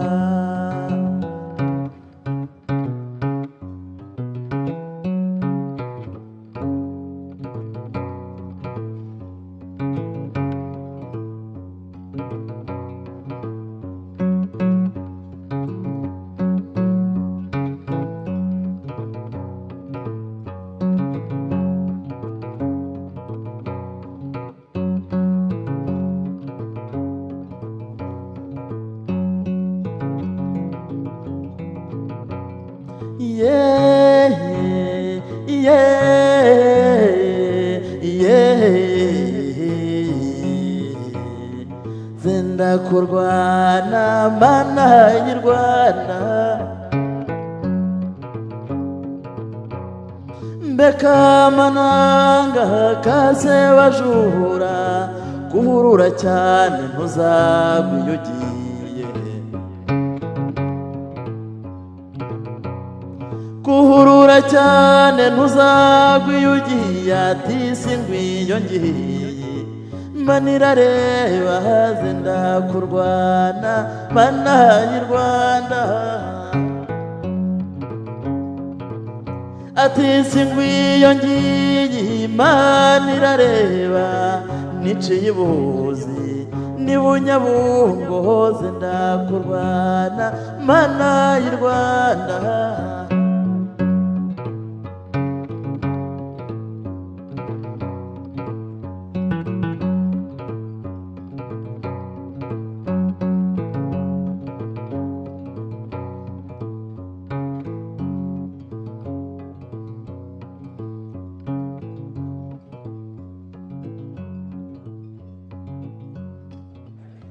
Thank you for that amazing performance. Ladies and gentlemen, as you continue to enjoy your dinner in the interest of time, we are going to proceed with our agenda of the day. And now I'd like to call to the stage for her remarks, Ms. Charlotte, who is the Chargée d'Affaires, Embassy of Luxembourg in Kigali. Welcome. Let's give her a round of applause. Oh, there she is, as she makes her way. I think we can multitask a little bit, give her our attention, and enjoy our meal.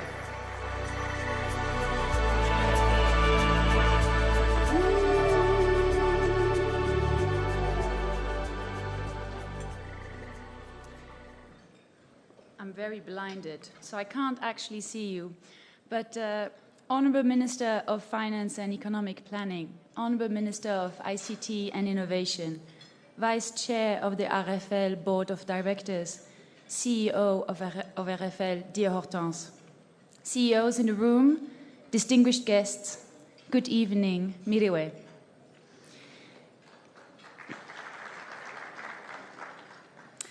It is a pleasure to join you in celebrating 5 remarkable years of the Kigali International Financial Center. On behalf of the government of Luxembourg, of LuxDev, and of all members of the Luxembourg Corporation family, please accept our warmest congratulations to the KIFC, to the government of Rwanda, and to the many partners who have shaped this very impressive journey.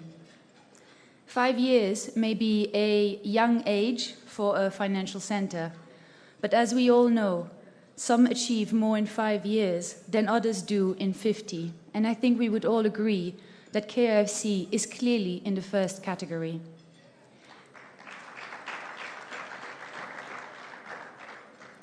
Our recent strategic cooperation aims to help propel this momentum even further. Together, we aspire to support Rwanda's ambition to build a carbon-neutral, climate-resilient economy with high living standards for all, an ambition that is fully aligned with Vision 2050. Luxembourg is proud to share its expertise, its experience, particularly in fund domiciliation and sustainable finance. The Luxembourg Green Exchange support to the Rwanda Stock Exchange's green window is, we hope, only the very first of many green milestones ahead. And looking ahead to the next year, we are excited by the work already underway. The establishment of the FinTech Center to digitize financial services, the development of industry-wide API standards to enable open finance, a feasibility study on a training levy for the financial sector, and the design of a curriculum for fiduciary agents. A busy agenda, just as it should be for a center on the rise. Anniversaries like these are not just moments to celebrate, they are also opportunities to take stock, to exchange ideas, and to recommit to shared goals. The center's achievements reflect the dedication of a wide community, of policymakers, of regulators, of industry leaders, and of innovators. Through strong governance, regulatory clarity, and a spirit of partnership, KIFC has become a key pillar of Rwanda's economic transformation and a credible gateway for global investments. Allow me once again to express our sincere appreciation to KIFC for its leadership, to its experts for their tireless work, and to all of you for contributing to this collective success. We value the inclusive, rigorous, and forward-looking approach that Rwanda brings to every reform. As we look ahead,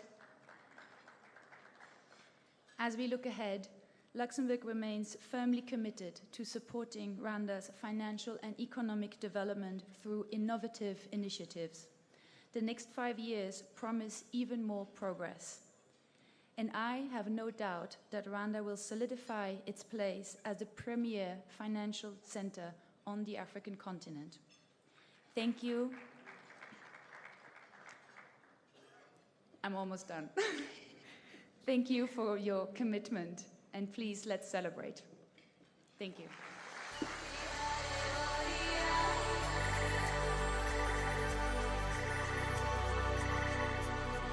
Thank you for your partnership.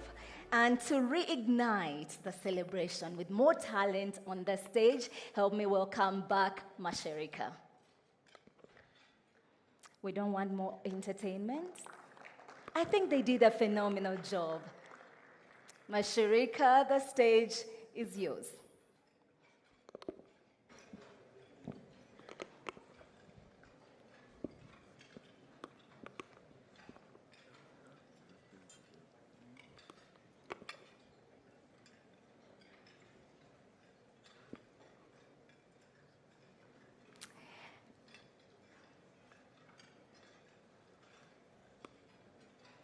I think they must be enjoying their meal, so we'll give them just a little bit more time.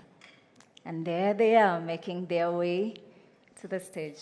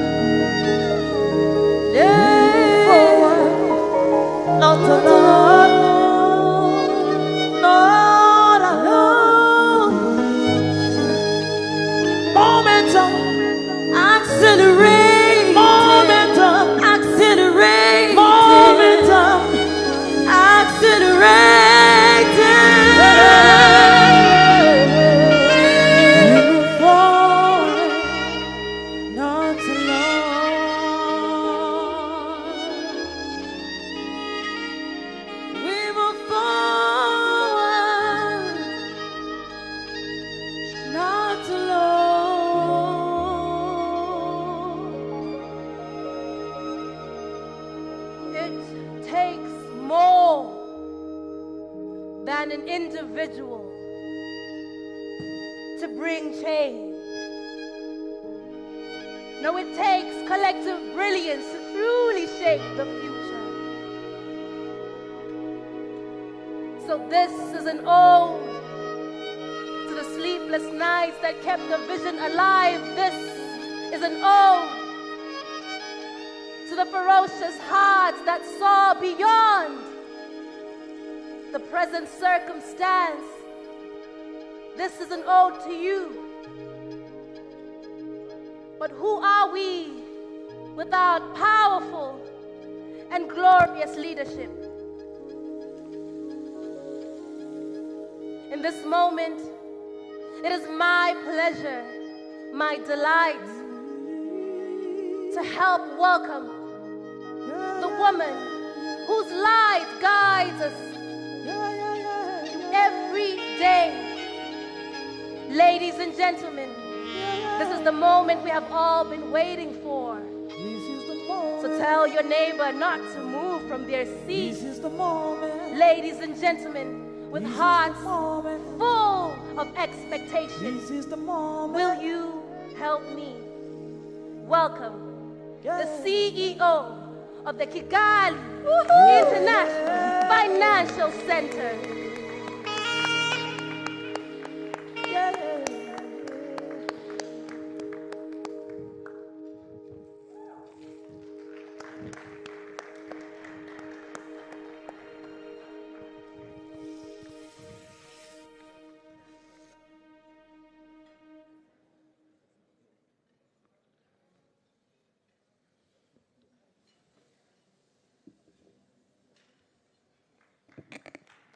Thank you, thank you. Thank you so much. Honorable Minister of Finance, honorable ministers here present, RFL Board of Directors, distinguished guests, partners, ladies and gentlemen, good evening. Come on, guys, you just had dinner. Good evening. That's more like it. So today marks a significant milestone, celebrating 5 years of impact, 5 years since the establishment of the KIFC.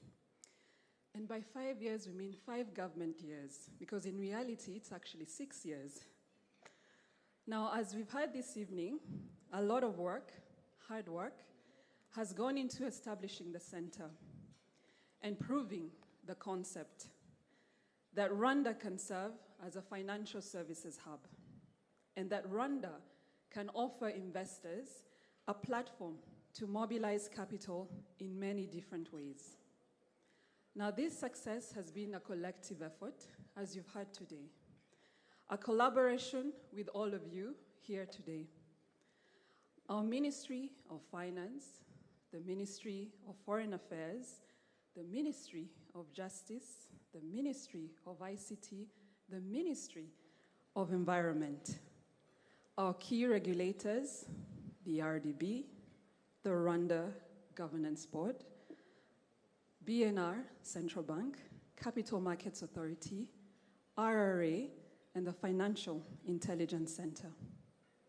Our financial services industry and private sector, our strategic partners and strategic partner IFCs, and our strategic development partners here today.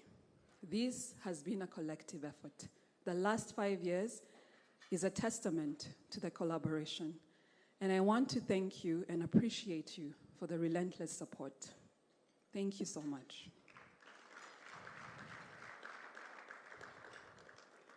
Now, over the last 5 years, we've also grown as an institution and as a team, as you've seen today. And for this, I want to give a special thank you and recognition. In RFL, we say a shout out to our former CEO, the now Deputy Governor.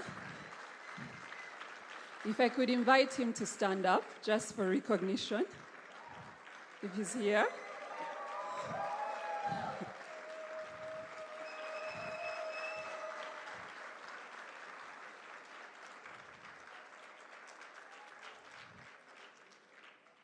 who has championed and led this initiative over the last 5 years to where it is today. We thank you and we recognize. Now today, I also want to thank the government or the Grand Duchy of Luxembourg Corporation, and the Luxembourg Corporation for the great support and partnership that they have provided to us in the development of our next 5-year strategy of the KIFC. But more importantly, the long-term commitment to the development of our center. So now, ladies and gentlemen, our mission for the next 5 years is going to be one, and only one: to consolidate this success and position Rwanda more continentally in 3 key areas: asset management, climate finance, and fintech. Now, one might question how the 3 are connected. Asset management, climate finance, fintech, they seem so spread apart. But I want to mention to you that one will serve as our anchor play and the foundation, how we will channel capital and expertise, and how we will position Rwanda as a gateway for foreign capital, but more importantly, as a catalyst for domestic finance, and that's asset management. The other, climate finance, will set the direction of our impact, our unique niche in the region. And the last, fintech, will serve as the enabler, the tool we will use to leapfrog and achieve the accelerated success. So the task at hand for us, not just the institution, but us here today, will be how we use these 3 segments to consolidate our efforts collectively. When we talk about asset management, how will we make it easier and seamless for investors and asset managers to structure and domicile their continental investments in Rwanda? For climate finance, how will we champion project structuring and resource mobilization for climate-conscious investors, not only in Rwanda, but also on the continent? And how, most importantly, will we facilitate transactions and processes more efficiently and transparently? We're now in the age of AI, a digital revolution, and Rwanda, for one, will not be left behind, but this could be our unique advantage. And so ultimately, with all of this, we are trying to solve for 2 things that we've had today. Internally, how the center contributes to Rwanda's Vision 2050, how we become a high-income economy, and how we contribute to increasing the financial sector contribution to GDP. Our call to action is to enable and to learn what we have learned over the years from key jurisdictions we look up to: Singapore, Jersey, Mauritius, Luxembourg. We don't have to reinvent the wheel. Success depends on 3 things, as we've learned: capital, credibility in the form of governance and transparency that we have established, that Rwanda is now well known for, but most importantly, in the future, confidence and trust in our ecosystem to deliver and sustain the momentum. And that is why for the next 5 years, we're going to focus solely on financial sector depth, building expertise in asset management, climate finance, and fintech. Now, when we talk about Vision 2050, we now have 25 years to go. So no pressure, a lot of pressure. But for the next 5 years, we have set a target to attract capital, but more importantly, how we will do this, we make it so easy for investors to choose Rwanda over other jurisdictions in Rwanda. That's actually going to be our motto. How do we make it so easy for investors to choose Rwanda over other jurisdictions in Africa? So now, ladies and gentlemen, without further ado, I introduce to you the next 5-year strategy for the Kigali International Financial Center. Thank you.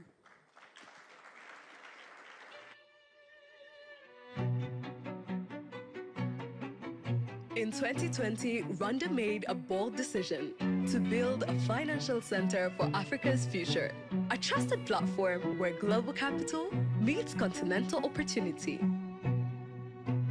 In just 5 years, that vision became a foundation built on capital attracted, credibility earned, and trust that now reaches across the world. We strengthened laws, opened markets, welcomed world-class investors, forged global partnerships, and invested in talent. We became a home for innovation, a champion for sustainability, and a rising center of global attention. But foundations are just the beginning. Kigali International Financial Center's next chapter focuses on capital attraction, ecosystem expansion, and talent development. To drive this, momentum will be centered on asset management, climate finance, and fintech. It begins with long-term, purposeful capital, anchored where trust is strong, and tomorrow is built with intention. KIFC will strengthen the funds and asset management industry, creating the enabling environment to attract leading regional and international managers. As Africa experiences record growth across trade, infrastructure, energy, and healthcare, KIFC is poised to serve as a base for this capital, a trusted jurisdiction for managers seeking access to the continent's most promising opportunities. It continues with nature value measured with integrity aligned with the world seeking balance. KIFC will enable climate finance vehicles that deliver measurable impact and support Rwanda's Vision 2050 of a carbon-neutral economy. It is enabled through technology connecting systems, opening access, and creating new pathways for solutions to scale across Africa. Over the next 5 years, this will become even more essential, positioning KIFC as an alternative route for fintech investment into the region. Our value proposition remains strong, simplifying the investor journey, streamlining registration and licensing, and making Rwanda one of the easiest places to do business. We expand global partnerships, strengthen double tax treaties, and open new routes for opportunity. We continue investing in people, deepening expertise, developing local talent, and driving knowledge transfer across the ecosystem. This vision shapes our new horizon, a path built on continuity, guided by purpose and made for the Africa that's rising. From capital built on credibility, advanced by continuity.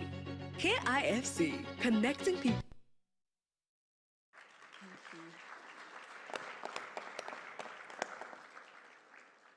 Thank you so much. And now I invite you and the team to present the QR code for you to be able to download a small summary of our next 5-year strategy. Thank you so much.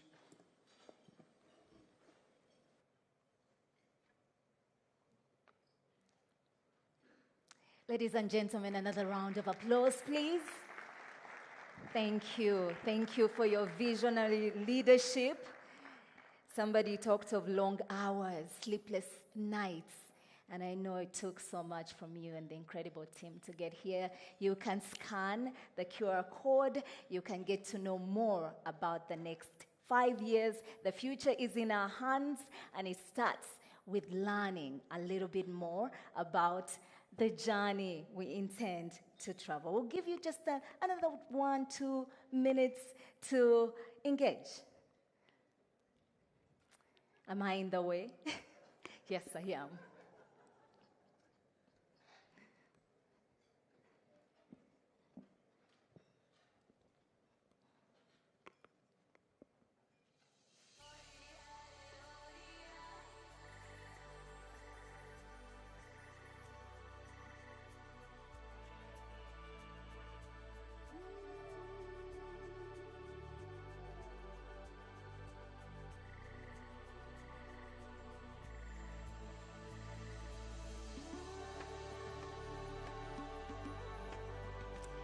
Okay, I think we are all good. Ladies and gentlemen, I would invite you to keep your attention glued to the screens as we receive remarks from the chairman of the board, Kigali International Financial Center.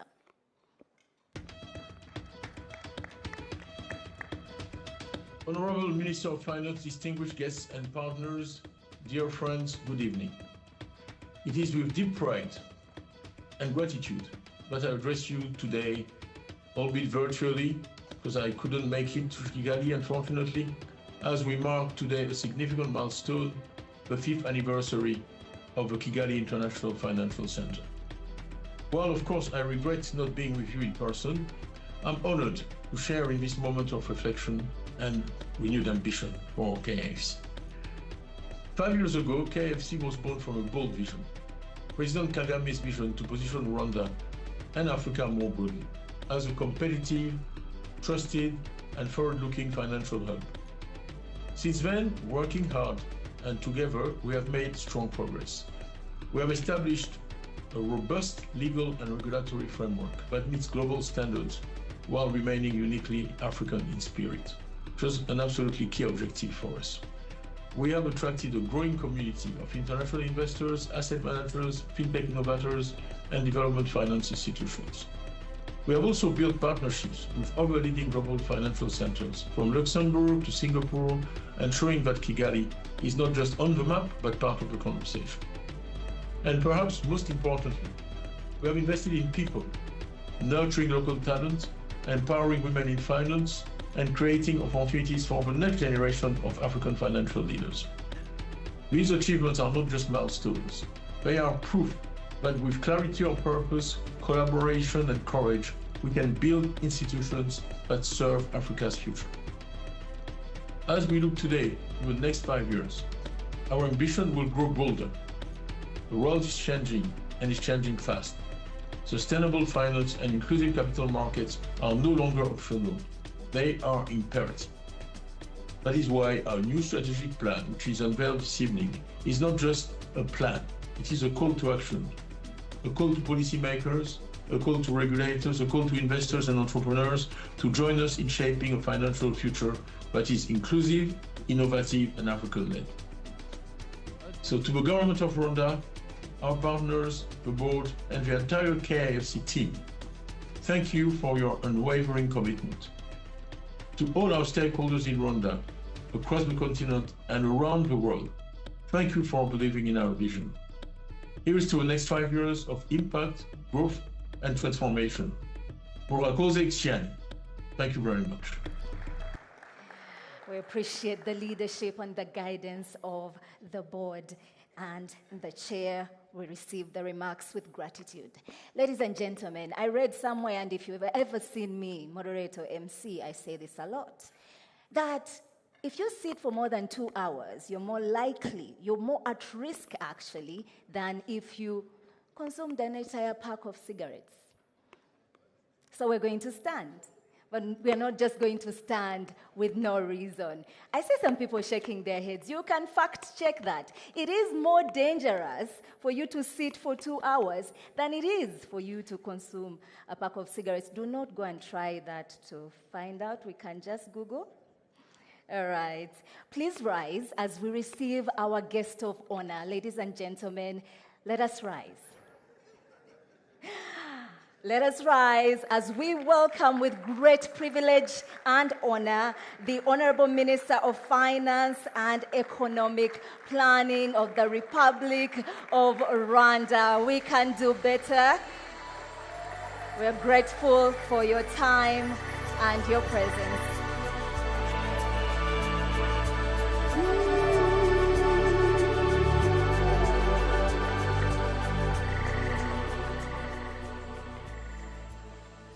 Thank you very much. I have to say thank you many times because of your rising. The current CEO of Kigali International Financial Center and the former CEO of Kigali International Financial Center and the team, the very brilliant team from the Kigali International Financial Center, I want to congratulate you. Congratulations. 5 years looks to be a lot, but it's not a lot. And the achievements you've had over the last 5 years are quite big. And the foundation you've set for the next 5 years and beyond are quite firm. So thank you very much. Distinguished guests, esteemed partners, investors, ladies and gentlemen, good evening. It is a profound honor to join you today as we celebrate 5 years of the Kigali International Financial Center. This occasion is not only a commemoration of achievements, but also a reaffirmation of Rwanda's commitment to build a resilient, inclusive, and globally competitive financial ecosystem. In 2020, Rwanda took a bold step by establishing the Kigali International Financial Center as a strategic pillar to position our nation as a trusted gateway for capital into Africa. The first 5 years served as proof of concept, demonstrating Rwanda's ability to build a credible and competitive financial center. As we now embark on the next 5 years, the center will move decisively into its scaling phase, broadening its reach, attracting more diverse financial players, and driving sustainable and inclusive growth that advances our national development agenda. Allow me to commend the leadership of the Kigali International Financial Center, the dedication of its team, and the unwavering support of our partners across government, the private sector, and the wider ecosystem. Together, you have demonstrated that Rwanda can build institutions that meet international standards while remaining anchored into our values of transparency, sustainability, and innovation. Today, as we celebrate this milestone, we look ahead with anticipation. The newly launched strategy represents a bold commitment to the future. It provides a clear framework to build on our progress, expand participation and position our financial center as a driver of sustainable and inclusive growth. This strategy aligns with Rwanda's broader vision of becoming a knowledge-based economy and a hub for investment, innovation, and innovation on the continent. I wish to emphasize that the government remains fully committed to this initiative. We will continue to provide the enabling environment, sound policies, and strong partnerships required to ensure that the Kigali International Financial Center thrives as a catalyst for prosperity, not only for Rwanda, but for Africa at large. Let this celebration inspire us to aim higher, to deepen collaboration, and to embrace innovation as we shape the future of finance together. I want again to congratulate the Kigali International Financial Center on reaching this important milestone, and extend my congratulations and gratitude to all stakeholders who have worked with us in this journey. May the next 5 years be marked by even greater achievements and impact. Again, as I conclude, I want to congratulate the CEO, the previous CEO, and the entire team of the Kigali International Financial Center. Thank you very much.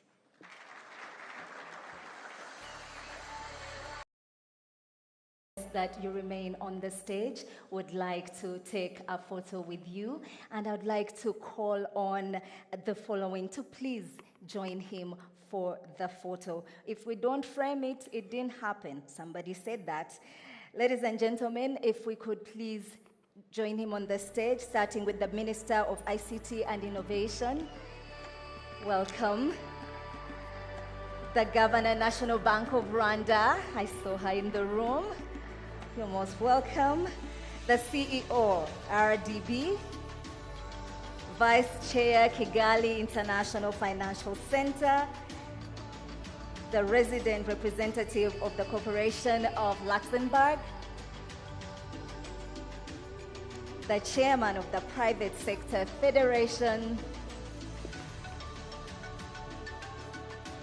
RFL Board. Welcome.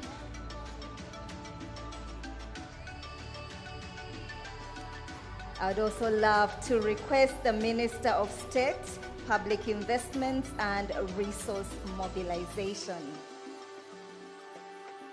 Karibu. I think our media team is set.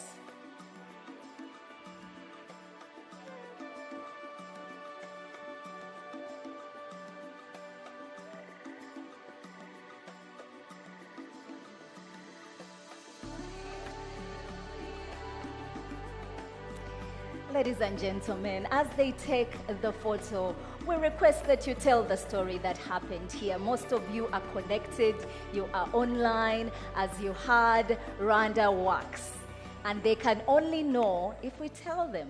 So we hope that you take a picture. We have a booth outside. The platform will still be here. Do not run away. Meet somebody. Let's tell the story. This story of success, of inspiration, a bold, a daring story, and of course an exciting future that we are about to embark on. Thank you so much.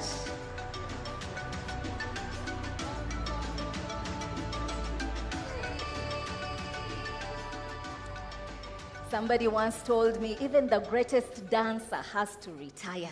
Now we know you want to return to your beds. It has been an honor to serve you tonight, to facilitate, to host this incredible historic day. And we look forward to another 5, another 20, another 100 years of impact and success. I'm Isabel Masozera. Thank you so much for joining us today, and have a lovely, lovely night.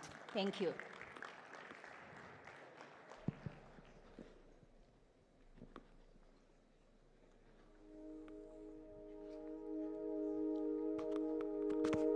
I love that everybody is still seated. That's always a good sign. Please stick around, network, share a contact. We heard about collaboration and partnership. We've come this far because of it, and this is the perfect time to do that.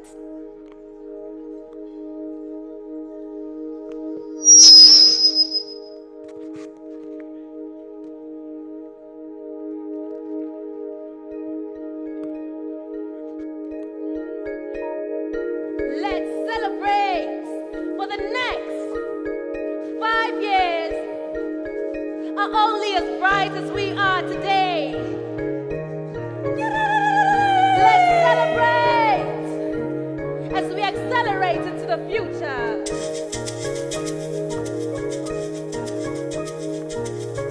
Let's celebrate, for the next 5 years are only as great as we are today.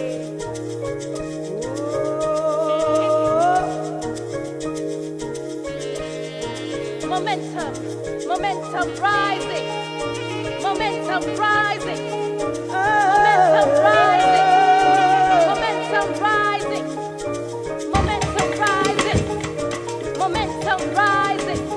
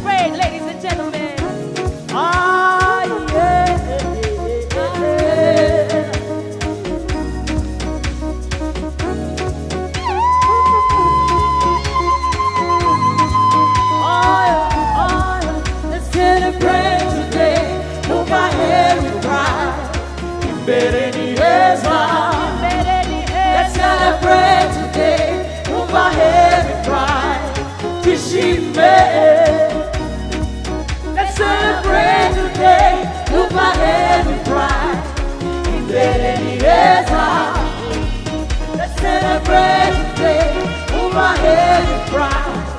Receive me. Oh yeah, yeah, yeah, yeah, yeah. Ibereni heza, ibereni heza.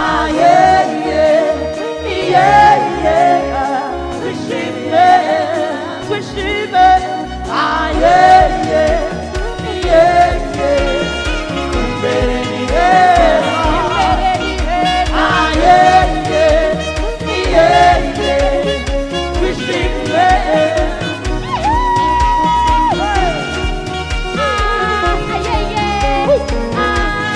Celebrate the day.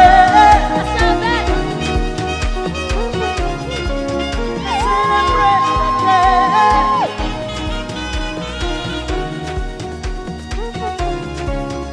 Celebrate.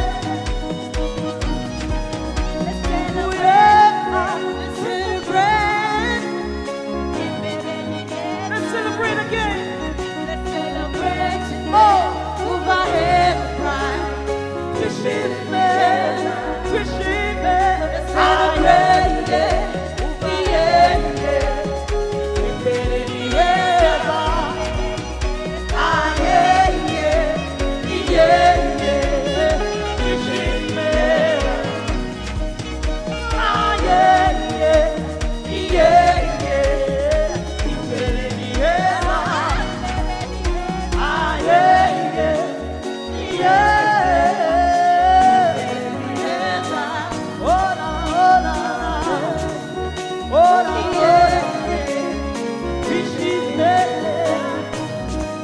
Let's celebrate today.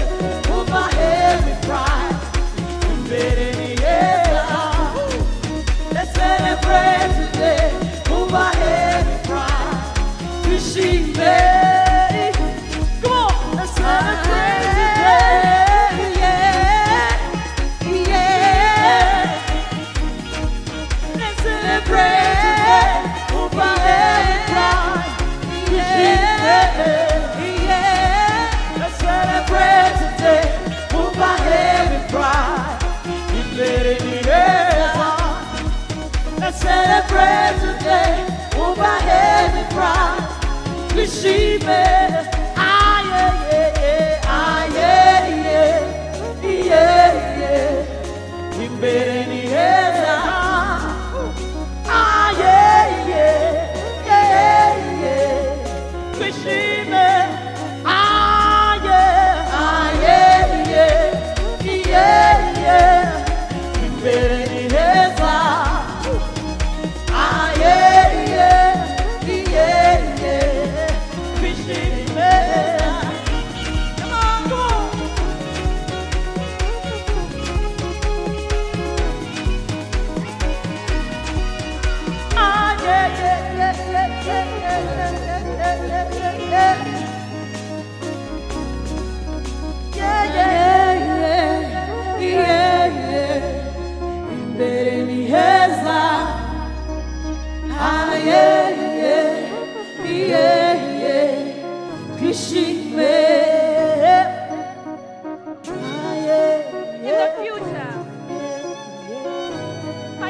Literacy is ours to claim. So ladies and gentlemen, do not lose hope, for the future is ours to claim.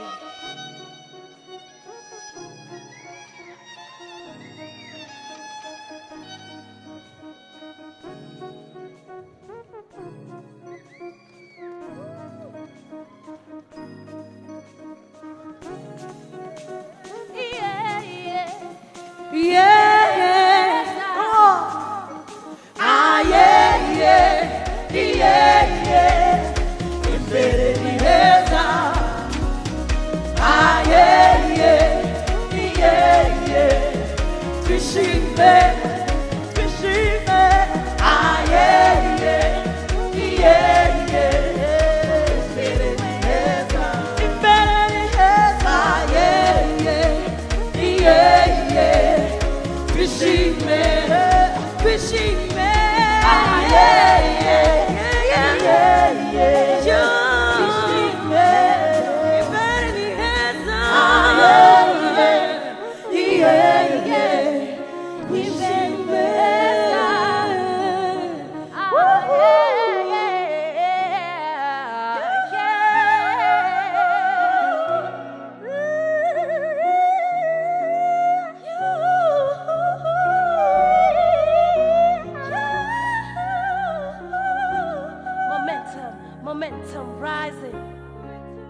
momentum, momentum rising.